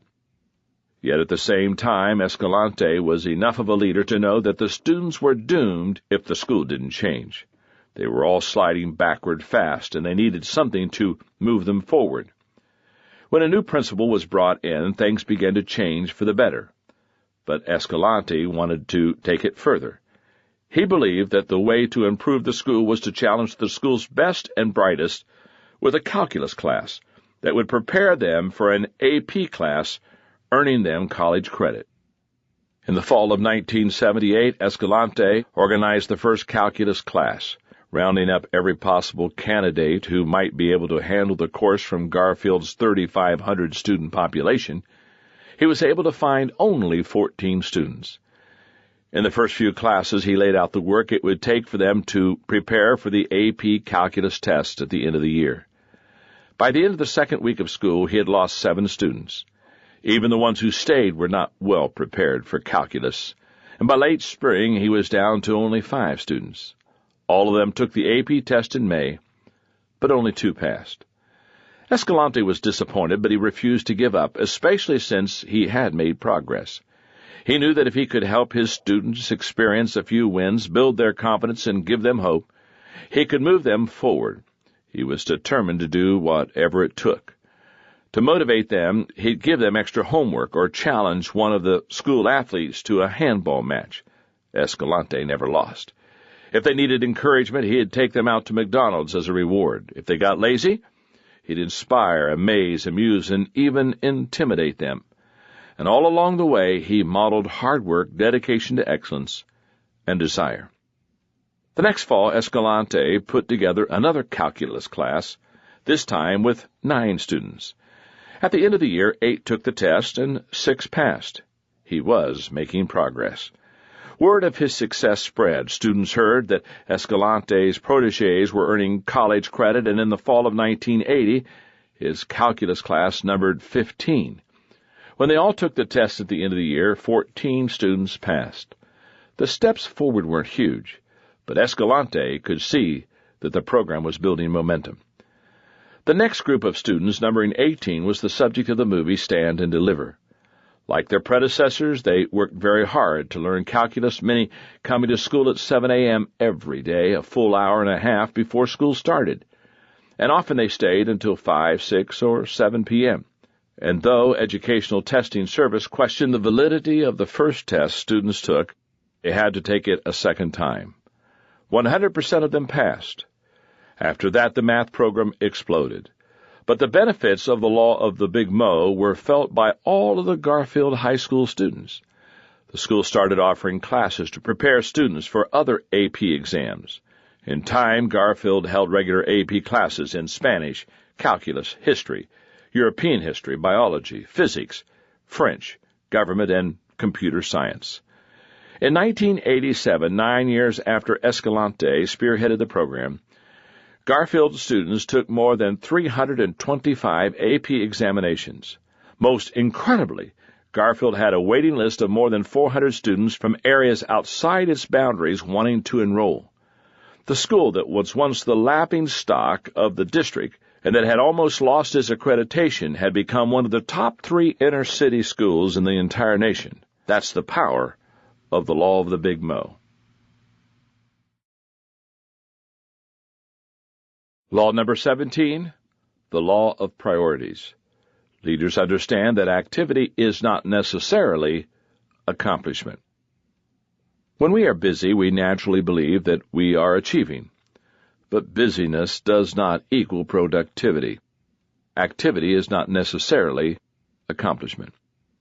Prioritizing requires leaders to continually think ahead, to know what's important, to know what's next, to see how everything relates to the overall vision. That's hard work. Prioritizing also causes us to do things that are at the least uncomfortable and sometimes downright painful. Every year I spend about 2 weeks in December reevaluating my priorities. I review the previous year's schedule, I look at my upcoming commitments, I evaluate my family life, I think about my goals, I look at the big picture of what I'm doing to make sure the way I'm living lines up with my values and priorities. One of the guiding principles I use during the process is the Pareto principle. I've often taught it to people at leadership conferences over the years, and I also explain it in depth in my book, Developing the Leader Within You. The idea is this. If you focus your attention on the activities that rank in the top 20% in terms of importance, you will have an 80% return on your effort. For example, if you have 10 employees, you should give 80% of your time and attention to the best 2. If you have 100 customers, the top 20 will provide you with 80% of your business, so focus on them. If your to-do list has 10 items on it, the 2 most important ones will give you an 80% return on your time. If you haven't already observed this phenomena, test it, and you'll see that it really plays out that way. One year as I went through this process, I realized that I had to totally refocus and restructure one of my organizations. The other guideline that I use whenever I evaluate my priorities is the 3 R's. No, not reading, writing, and arithmetic. My 3 R's are requirement, return, and reward. I believe that to be effective, leaders must order their lives according to these 3 questions. 1, what is required? We're all accountable to somebody for the work we do, an employer, a board of directors, stockholders, the government, and so on. We also have responsibility for the important people in our lives, such as spouse, children, and parents. For that reason, any list of priorities must begin with what is required of us. The question I ask myself is, what must I do that nobody can or should do for me? As I have gotten older, that list has gotten shorter and shorter. If I'm doing something that's not necessary, I should eliminate it. If I'm doing something that's necessary but not required of me personally, I need to delegate it. Number 2, what gives the greatest return? As a leader, you should spend most of your time working in your areas of greatest strength. Ideally, leaders should get out of their comfort zone but should stay in their strength zone. Here's my rule of thumb.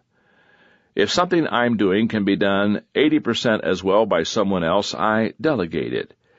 If you have a responsibility that someone else could do according to that standard or that could potentially meet that standard, then develop and train a person to handle it.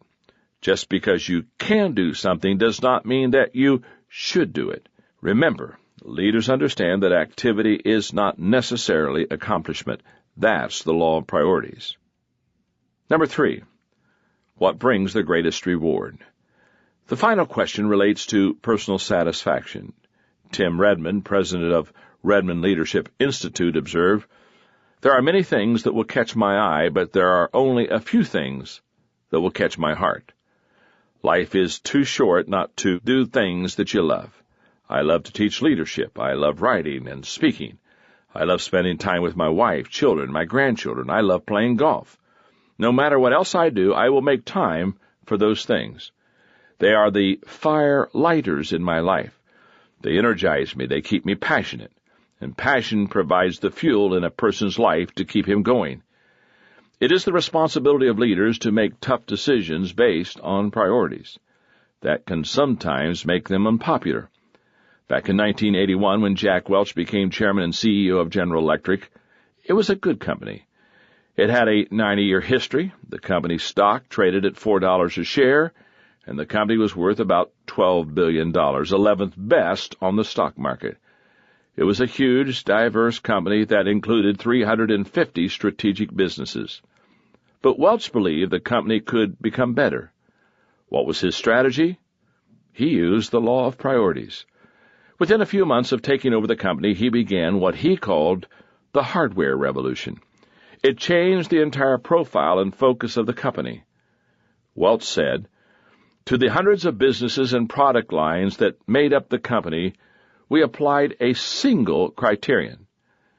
Can they be number one or number two at whatever they do in the world marketplace? Of the 348 businesses or product lines that could not, we closed some and divested others. Their sale brought in almost $10 billion.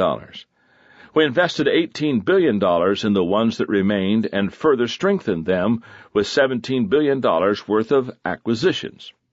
What remained in 1989, aside from a few relatively small supporting operations, are 14 world-class businesses, all well-positioned for the 90s, each one either first or second in the world market in which it participates." I know Welch is out of favor in some circles, and recently his methods have been criticized, but his leadership was right for his time and situation.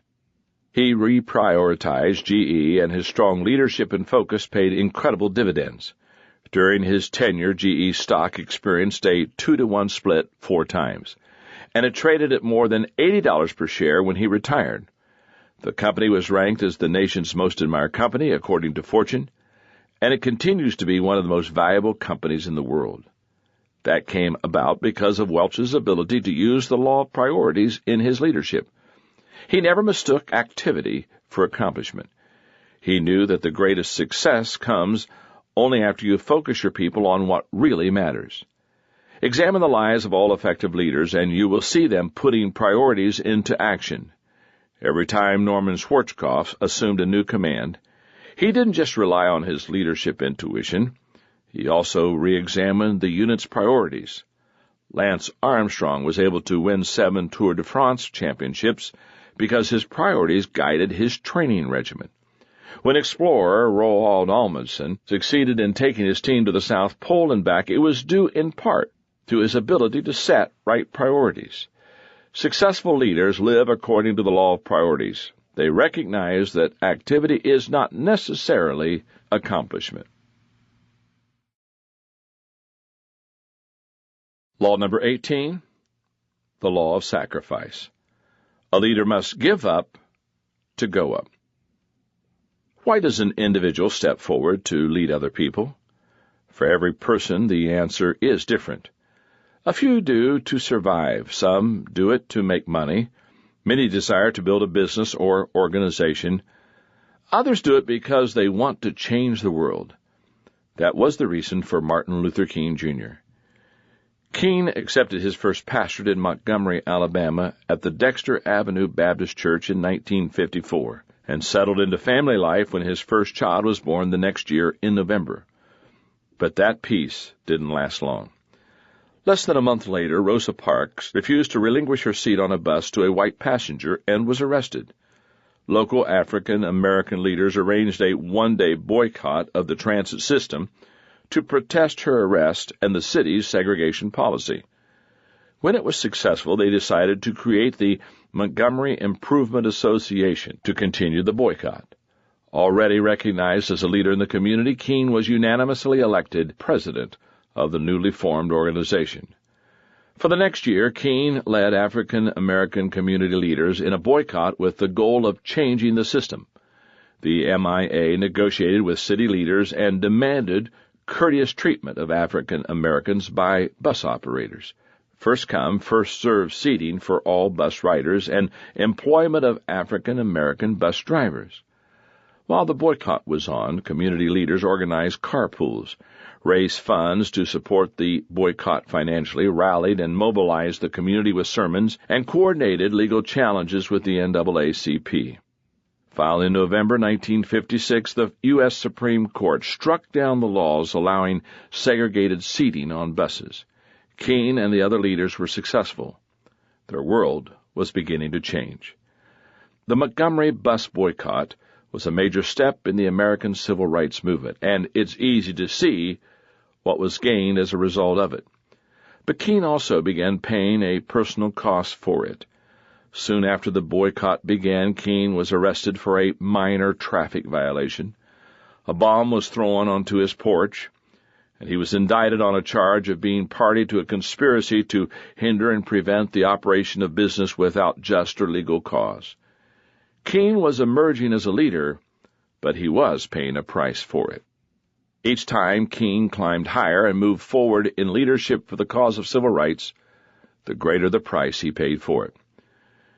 His wife, Coretta Scott Keene, remarked in My Life with Martin Luther King, Jr., "Day and night our phone would ring and someone would pour out a string of obscene epithets. Frequently the calls ended with a threat to kill us if we didn't get out of town. But in spite of all the danger, the chaos of our private lives, I felt inspired, almost elated." Keene did some great things as a leader. He met with presidents, he delivered rousing speeches that are considered some of the most outstanding examples of oration in American history. He led 250,000 people in a peaceful march on Washington, D.C. He received the Nobel Peace Prize, and he did create change in this country. But the law of sacrifice demands that the greater the leader, the more he must give up. During that same period, Keene was arrested many times and jailed on many occasions. He was stoned, stabbed, and physically attacked. His house was bombed, yet his vision and his influence continued to increase. Ultimately, he sacrificed everything he had, but what he gave up, he parted with willingly. Eventually, he paid the ultimate price of sacrifice. Keene's impact was profound. He influenced millions of people to peacefully stand up against a system and society that fought to exclude them. The United States has changed for the better because of his leadership. There is a common misperception among people who aren't leaders that leadership is all about the position, perks, and power that come from rising in an organization. Many people today want to climb up the corporate ladder because they believe that freedom, power, and wealth are the prizes waiting at the top. The life of a leader can look glamorous to people on the outside, but the reality is that leadership requires sacrifice. A leader must give up to go up. In recent years, we've observed more than our share of leaders who used and abused their organizations for their personal benefit, and the resulting corporate scandals that came because of their greed and selfishness. The heart of good leadership is sacrifice. If you desire to become the best leader you can be, then you need to be willing to make sacrifices in order to lead well. If that is your desire, then here are some things you need to know about the law of sacrifice. Number 1, there is no success without sacrifice. Every person who has achieved any success in life has made sacrifices to do so. Many working people dedicate 4 or more years and pay thousands of dollars to attend college to get the tools that they'll need before embarking on their career. Athletes sacrifice countless hours in the gym or on the practice field, preparing themselves to perform at a higher level. Parents give up much of their free time and sacrifice their resources in order to do a good job raising their children. Leaders must give up to go up. That's true of every leader, regardless of profession. Talk to leaders and you will find that they have made repeated sacrifices. Effective leaders sacrifice much that is good in order to dedicate themselves to what is best.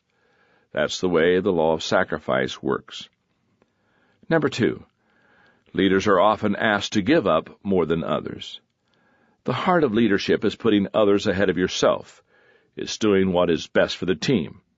For that reason, I believe that leaders have to give up their rights. When you have no responsibilities, you can do pretty much anything you want. Once you take on responsibility, you start to experience limitations in what you can do. The more responsibility you accept, the fewer options you have. Everyone who leads gives up other opportunities. Some people have to give up beloved hobbies. Many give up aspects of their personal lives. Some, like Keene, give their actual lives. The circumstances are different from person to person, but the principle doesn't change. Leadership means sacrifice. Number 3, you must keep giving up to stay up. Most people are willing to acknowledge that sacrifices are necessary early in a leadership career in order to make progress.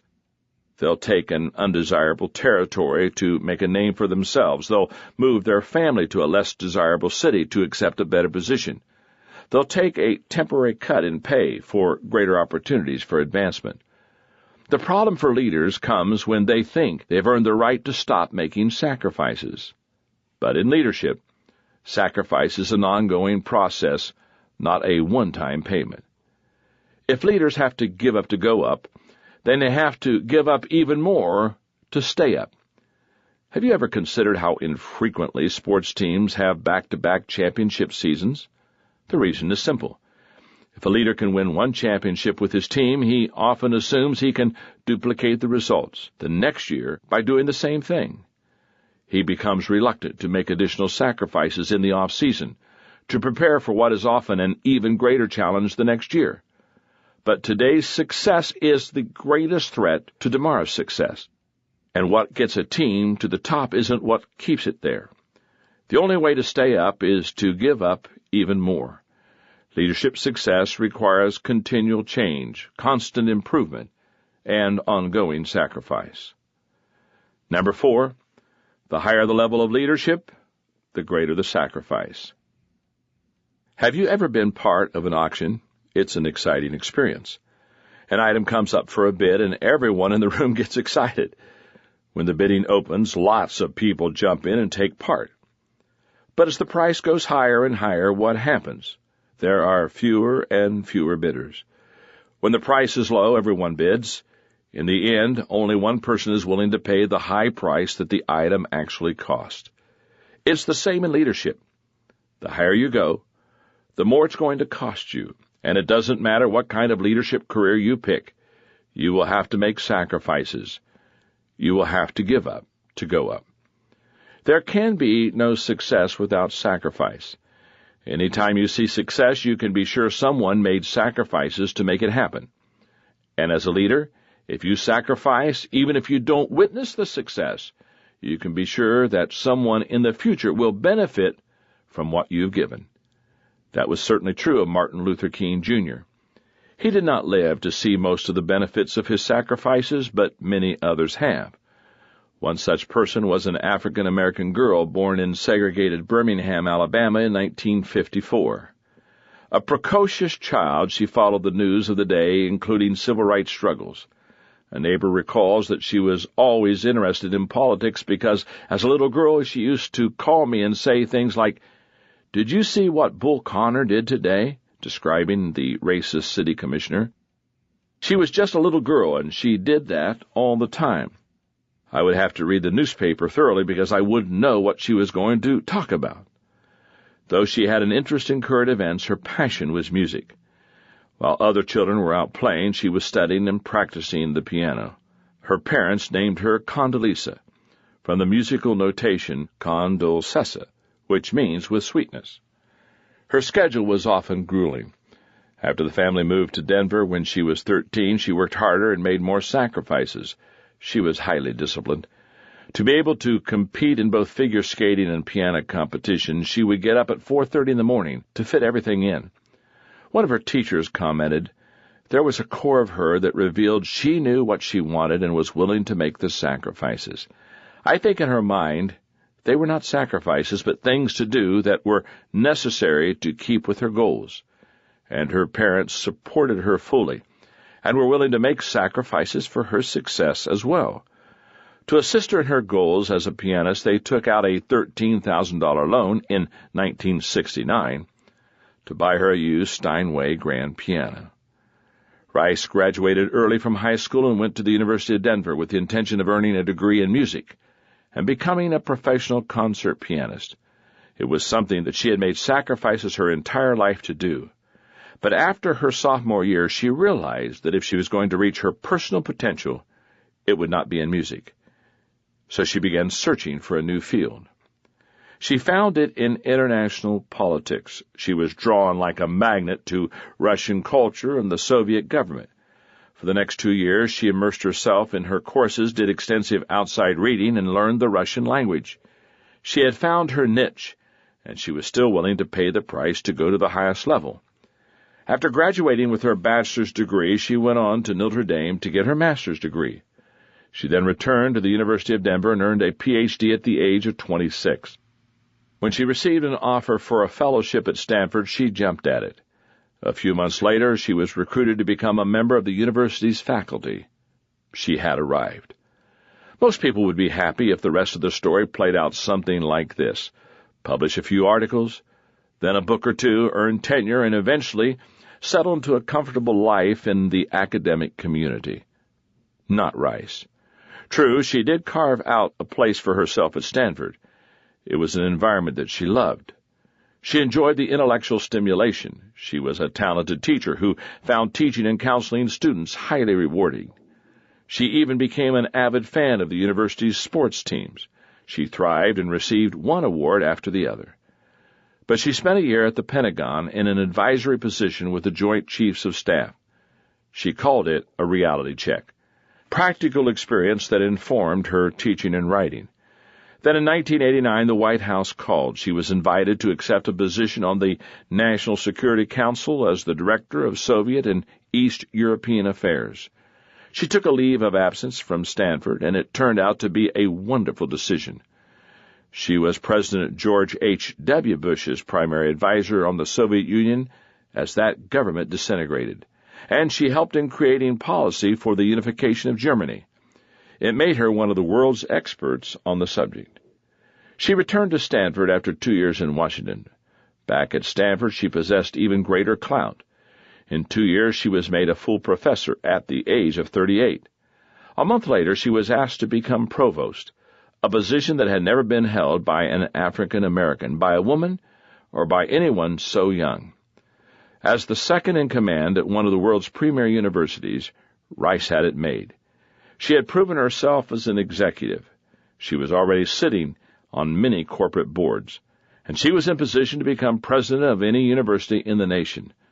So some people might have been surprised when she stepped down as provost and began tutoring George W. Bush, then governor of Texas, on foreign policy. But it was a sacrifice she was willing to make, one that led her to becoming National Security Advisor and eventually U.S. Secretary of State. As I read this, Rice continues to serve in that role. What once looked like a sacrifice has made her more influential than ever. She has been consistently willing to give up, to go up, and I have no doubt that she will make whatever sacrifices are necessary to take the next step. That's what happens when a leader understands and lives by the law of sacrifice. Law number 19, the law of timing. When to lead is as important as what to do and where to go. If ever there was an example of the importance of timing as it relates to leadership, it came in New Orleans in late August and early September of 2005. On Wednesday, August 24, 2005, nobody in New Orleans could have known that the newly formed tropical storm named Katrina would be the big one. The hurricane the city had feared would someday come. It wasn't until Friday that the National Hurricane Center predicted that the storm would reach landfall on Monday somewhere near Burris, Louisiana, about 60 miles southeast of New Orleans. The hurricane was already looking like a bad one. The next morning, Saturday, August 27th, the leaders of many of Louisiana's parishes around New Orleans ordered mandatory evacuations. St. Charles, Plaquemine, parts of Jefferson, and even St. Tammany, which is situated on higher ground north of New Orleans. But what about New Orleans? Why didn't Mayor Ray Nagin, the leader of the city, order a mandatory evacuation at the same time? Many people say New Orleanians are fatalistic, and they can't be made to move any faster than they want to go. Others say that Nagin, a businessman before he was elected, was worried about the legal and financial implications of an evacuation. I say he and others in government didn't understand the law of timing. When to lead is as important as what to do and where to go. The time to move the people of New Orleans was when the other parish leaders announced their mandatory evacuations. Nagin waited. On Saturday evening, he finally announced a voluntary evacuation of New Orleans. Only after Max Mayfield, the director of the National Hurricane Center, called Nagin on Saturday night did the mayor become concerned enough to act. "Max scared the crap out of me," Nagin is reported to have said after the call.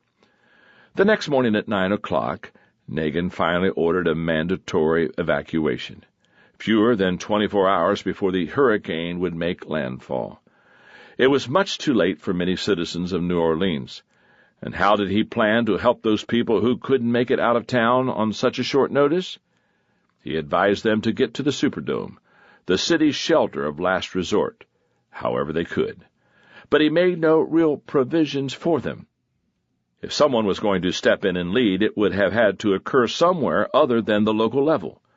Most people began looking to the federal government for leadership, but they violated the law of timing too. Not until Wednesday, August 31, did Director of Homeland Security, Michael Chertoff, release a memo declaring Katrina an incident of national significance, a key designation needed to trigger swift federal coordination. President Bush didn't meet with his cabinet until the following day to determine how to launch the White House task force on Hurricane Katrina response. Meanwhile, the people stranded in New Orleans waited for help. On Thursday, September 1, the Red Cross requested permission to take water, food, and supplies to the people who were stranded in the city, but their request was denied by the Louisiana Office of Homeland Security. They were asked to wait another day. Finally, on Sunday, September 4, 6 days after New Orleans flooded, the evacuation of the Superdome was finally complete. The way Katrina was handled shows leadership timing at its worst. It was botched at every level. Good leaders recognize that when to lead is as important as what to do and where to go. Timing is often the difference between success and failure in an endeavor. Every time a leader must make a move, there are really only 4 outcomes. Number 1, the wrong action at the wrong time leads to disaster. A leader who takes the wrong action at the wrong time is sure to suffer negative repercussions. That was certainly the case in New Orleans as Katrina approached. Nagin's poor leadership set in motion a series of wrong actions at the wrong time. He waited until it was too late to call for mandatory evacuation. He sent faxes to local churches, hoping that they would help with evacuating people. But by the time he did so, the people who would have received the faxes were already long gone. He picked a poor location for the shelter of last resort, neglected to supply it properly, and failed to provide adequate transportation for people to get there. One wrong action after another led to disaster. Obviously, the stakes for every leadership decision are not as high as they were for Mayor Nagin. But every leadership situation requires that leaders heed the law of timing. If you lead a department or a small team, and you take the wrong action at the wrong time, your people will suffer, and so will your leadership. Number 2, the right action at the wrong time brings resistance. When it comes to good leadership, having a vision for the direction of the organization or team and knowing how to get there aren't enough. If you take the right action but do it at the wrong time, you may still be unsuccessful because the people you lead can become resistant. Good leadership timing requires many things.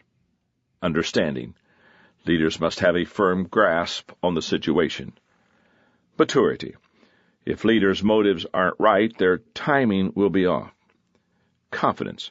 People follow leaders who know what must be done. Decisiveness. Wishy-washy leaders create wishy-washy followers.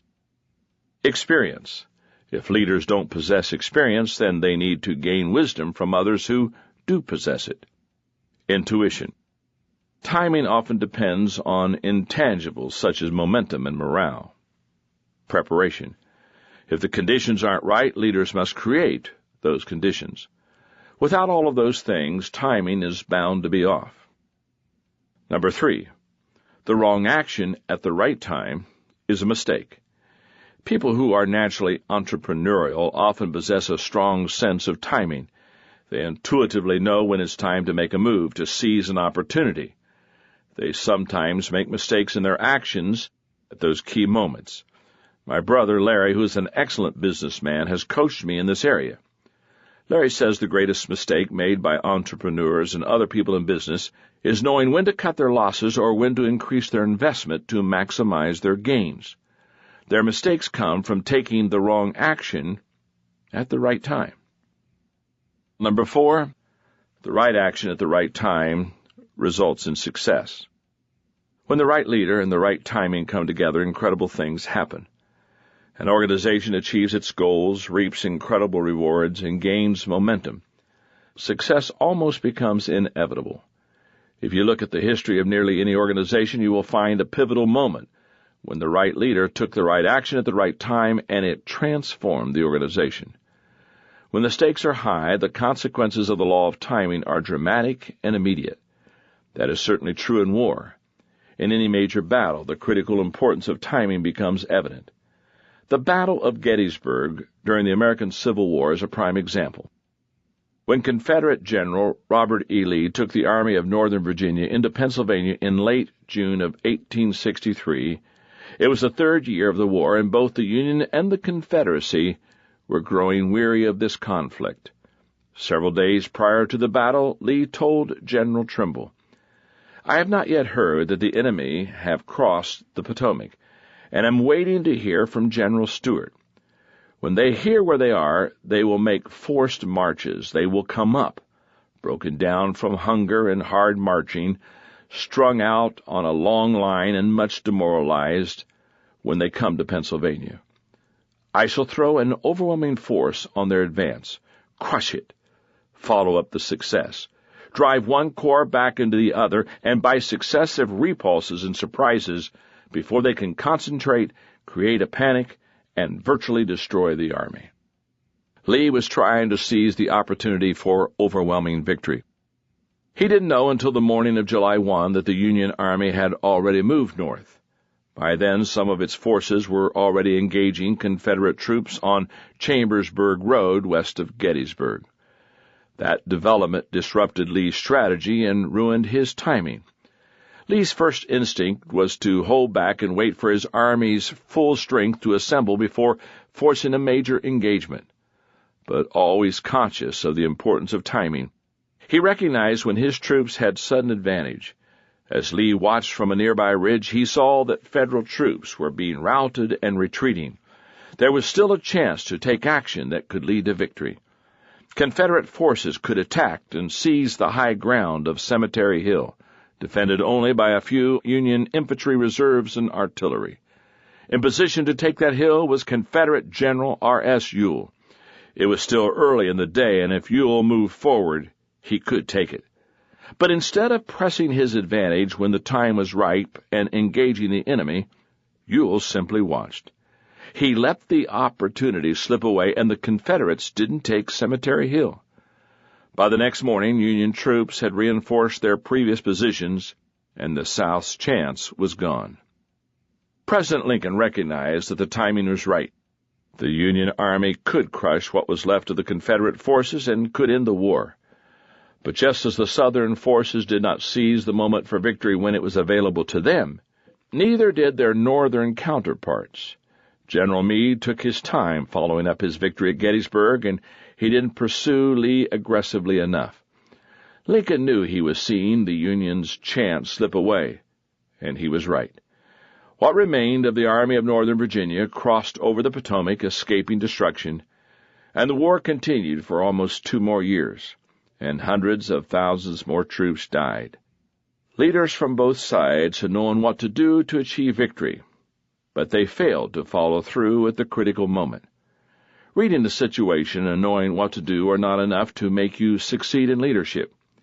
If you want your organization, department, or team to move forward, you must pay attention to timing. Only the right action at the right time will bring success. Anything else exacts a high price. No leader can escape the law of timing.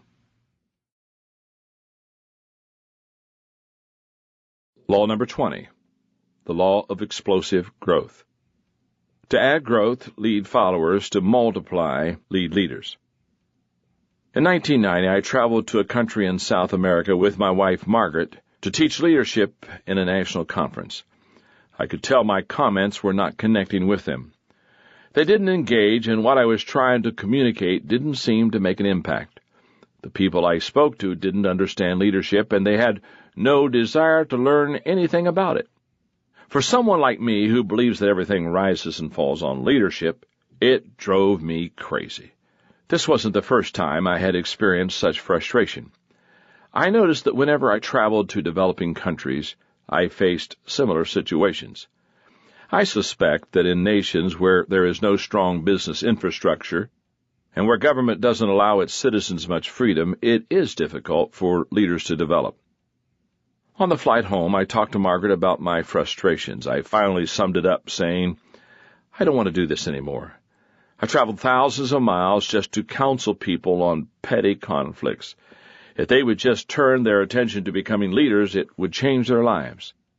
After listening patiently, Margaret replied, Maybe you're the one who's supposed to do something about this. Margaret's exhortation to do something about the leadership problems I had seen overseas stirred something within me. For the next several years, I reflected on the issue and thought about possible solutions. Finally, in 1996, I decided what I would do. I brought together a group of leaders to help me create a not-for-profit organization to develop leaders in government, education, and religious community. I named it EQUIP, which stands for Encouraging Qualities Undeveloped in People. We would try to develop 1 million leaders around the globe by 2008. How could a small, non-profit organization hope to accomplish such a feat? By using the law of explosive growth. EQUIP's strategy, which came to be called the Million Leader Mandate, was to develop 40,000 leaders in countries around the world. Those leaders would attend a training session every 6 months in a city near them for 3 years. The only thing that would be asked of them in return was that they commit to personally develop 25 leaders in their own city, town, or village. EQUIP would provide the training material for the 40,000 leaders it trained, and it would provide material for the 25 leaders each of them would be developing. If the strategy succeeded, we would develop 1 million leaders. It was an ambitious plan. The question was, would it work? I'll give you the answer to that question later in this chapter. You can grow by leading followers, but if you want to maximize your leadership and help your organization reach its potential, you need to develop leaders. There is no other way to experience explosive growth. Becoming a leader who develops leaders requires an entirely different focus and attitude from simply attracting and leading followers. It takes a different mindset. When you're leading a group of people, who typically ask for the most time and attention? The weakest ones in the group. If you allow them to, they will consume 80% or more of your time. However, proactive leaders who practice the law of explosive growth don't allow that bottom 20% to take all their time. They seek out the best 20%, the people with the greatest leadership potential, and they invest their time developing them. They know that if they develop the best will help with the rest. There's a myth in some leadership circles that promotes the idea of treating everyone the same for the sake of fairness. What a mistake. As Mick Delaney says, any business or industry that pays equal rewards to its goof-offs and its eager beavers sooner or later will find itself with more goof-offs than eager beavers. Leaders who develop leaders give rewards, resources, and responsibility based on results. The greater the impact of leaders, the greater the opportunities they receive. Leaders who attract followers but never develop leaders get tired. Why? Because they themselves must deal with every person under their authority. Being able to impact only the people you can touch personally is very limiting. In contrast, leaders who develop leaders impact people far beyond their personal reach. If developing leaders has such a great impact, then why doesn't everyone do it?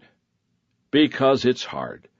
Leadership development isn't an add water and stir proposition. It takes a lot of time, energy, and resources. Once you find leaders, drawing them in can be very difficult. They're entrepreneurial and want to go on their own way. If you try to recruit them, they want to know where you're going, how you plan to get there, who else you're planning to take with you, and whether they can drive. What you're doing has to be more compelling than what they're already doing. On top of that, your organization needs to create an environment that is attractive to them. That is often not the case. Most organizations desire stability. Leaders want excitement. Most organizations desire structure. Leaders want flexibility. Most organizations place a high value on following rules. Leaders want to think outside the box. If you want to gather leaders, you must create a place where they can thrive.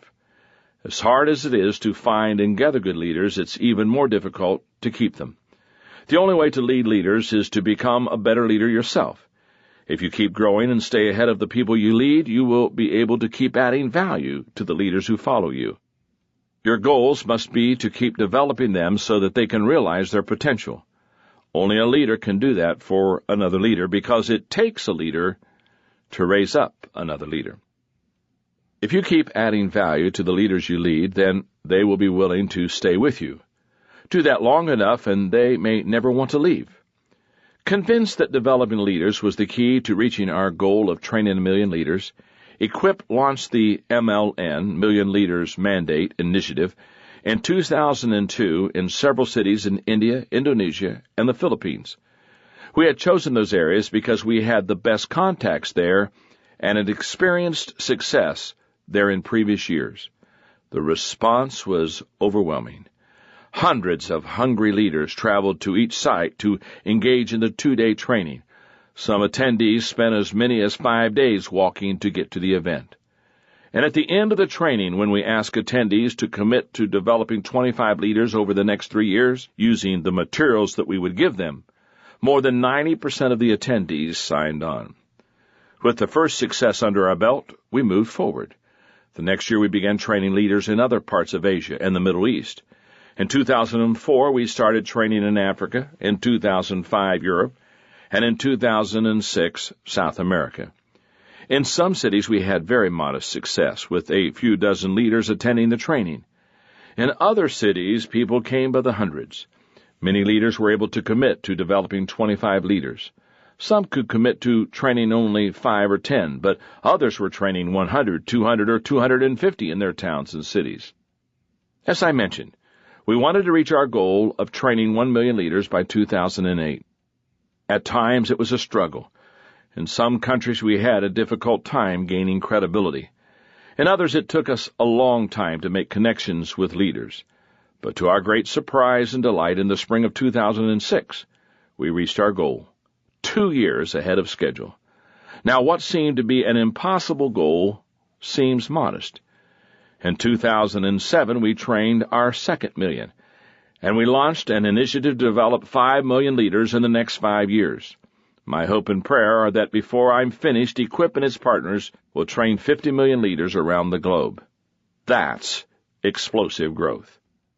Leaders who develop leaders experience an incredible multiplication effect in their organizations that can be achieved in no other way, not by increasing resources, reducing cost, increasing profit margins, improving systems, implementing quality procedures, or doing anything else. The only way to experience an explosive level of growth is to do the math. Leaders' math. That's the incredible power of the law of explosive growth. Law 21, the law of legacy. A leader's lasting value is measured by succession. What do you want people to say at your funeral? That may seem like an odd question, but it may be the most important thing that you can ask yourself as a leader. Most people never consider it. And that's not good, because if they don't, their lives and leadership can take a direction different from that of their greatest potential and impact. If you want your leadership to really have meaning, you need to take into account the law of legacy. Why? Because a leader's lasting value is measured by succession. Clare Boothe Luce, the writer, politician, and ambassador, popularized the idea of the life sentence, a statement summarizing the goal and the purpose of one's life. When I started in my career in the late 1960s, my life sentence could have been expressed as, I want to be a great pastor. Several years later, as I worked and realized my shortcomings as a speaker, my sentence changed to be, I want to be a great communicator. For more than a decade, improving my speaking skills became a major focus. However, when I reached my early 30s, I realized that if all I ever did was speak, my impact would always be limited. There are only so many days in a year and so many people who will come to an event to hear you. I wanted to reach more people than that. That's when I decided I want to be a great writer. But when I reached my 40s, my focus changed again. And that's when I decided I want to become a great leader. I wanted to build and lead organizations that could make a difference. I've discovered that at every stage of my life, I've grown and my world has gotten bigger. As the result, my life sentence has changed. When I was in my late 50s, I thought about all of the previous statements I had embraced, and I realized that they all had a common denominator, adding value to others. That was really my desire. I wanted to be an effective pastor, communicator, writer, and leader so that I could help people. Now that I've turned 60, I finally settled on the life sentence that I believe will serve me the rest of my days. When they hold my funeral, I hope I will have lived a life that prompts people to know why I was here. And they won't have to guess at it. My sentence is, I want to add value to leaders who will multiply value to others. Why is it so important to pay attention to your life sentence? Because your life sentence not only sets the direction for your life, but it also determines the legacy that you will leave. We have a choice about the legacy we will leave, and we must work and be intentional to leave the legacy we want. Most people simply accept their lives. They don't lead them. I believe people need to be proactive about how they live, and I believe that is especially true of leaders. A legacy lives on in people, not things. Too often leaders put their energy into organizations, buildings, systems, or other lifeless objects. But only people live on after we are gone. Everything else is temporary. There's often a natural progression to how leaders develop the area of legacy, starting with the desire to achieve. Achievement comes when they do big things by themselves. Success comes when they empower followers to do big things for them. Significance comes when they develop leaders to do great things with them.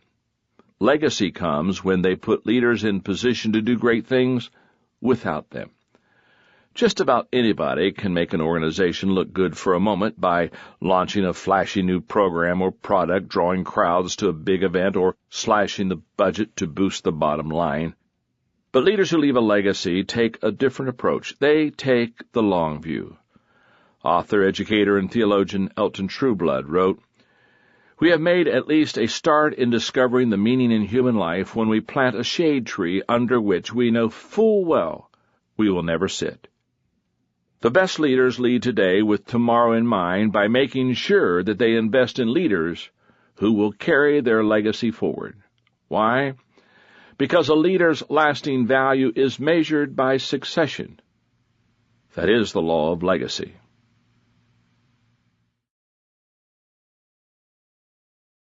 Conclusion? Everything rises and falls on leadership. Well, there you have them. The 21 irrefutable laws of leadership. Learn them, take them to heart, and apply them to your life. If you follow them, people will follow you. I wish you great leadership success. Pursue your dreams. Strive for excellence. Become the person you were created to be, and accomplish all that you were put on this earth to do. Leadership will help you do that.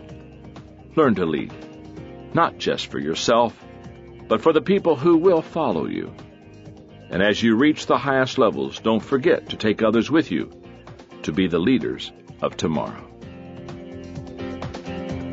That concludes the 21 Irrefutable Laws of Leadership by John C. Maxwell. Copyright 2007, published by Thomas Nelson. Dr. John C. Maxwell is an internationally recognized leadership expert, speaker, and author who has sold over 12 million books. His organizations have trained more than 1 million leaders worldwide. Dr. Maxwell is the founder of Enjoy Stewardship Services and Equip. Every year, he speaks to Fortune 500 companies, international government leaders, and organizations as diverse as the United States Military Academy at West Point and the National Football League.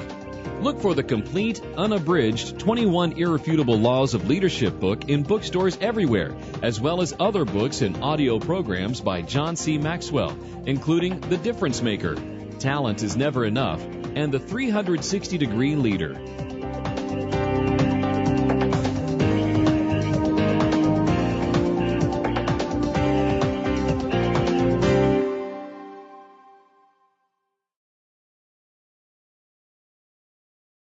Audible hopes you have enjoyed this program.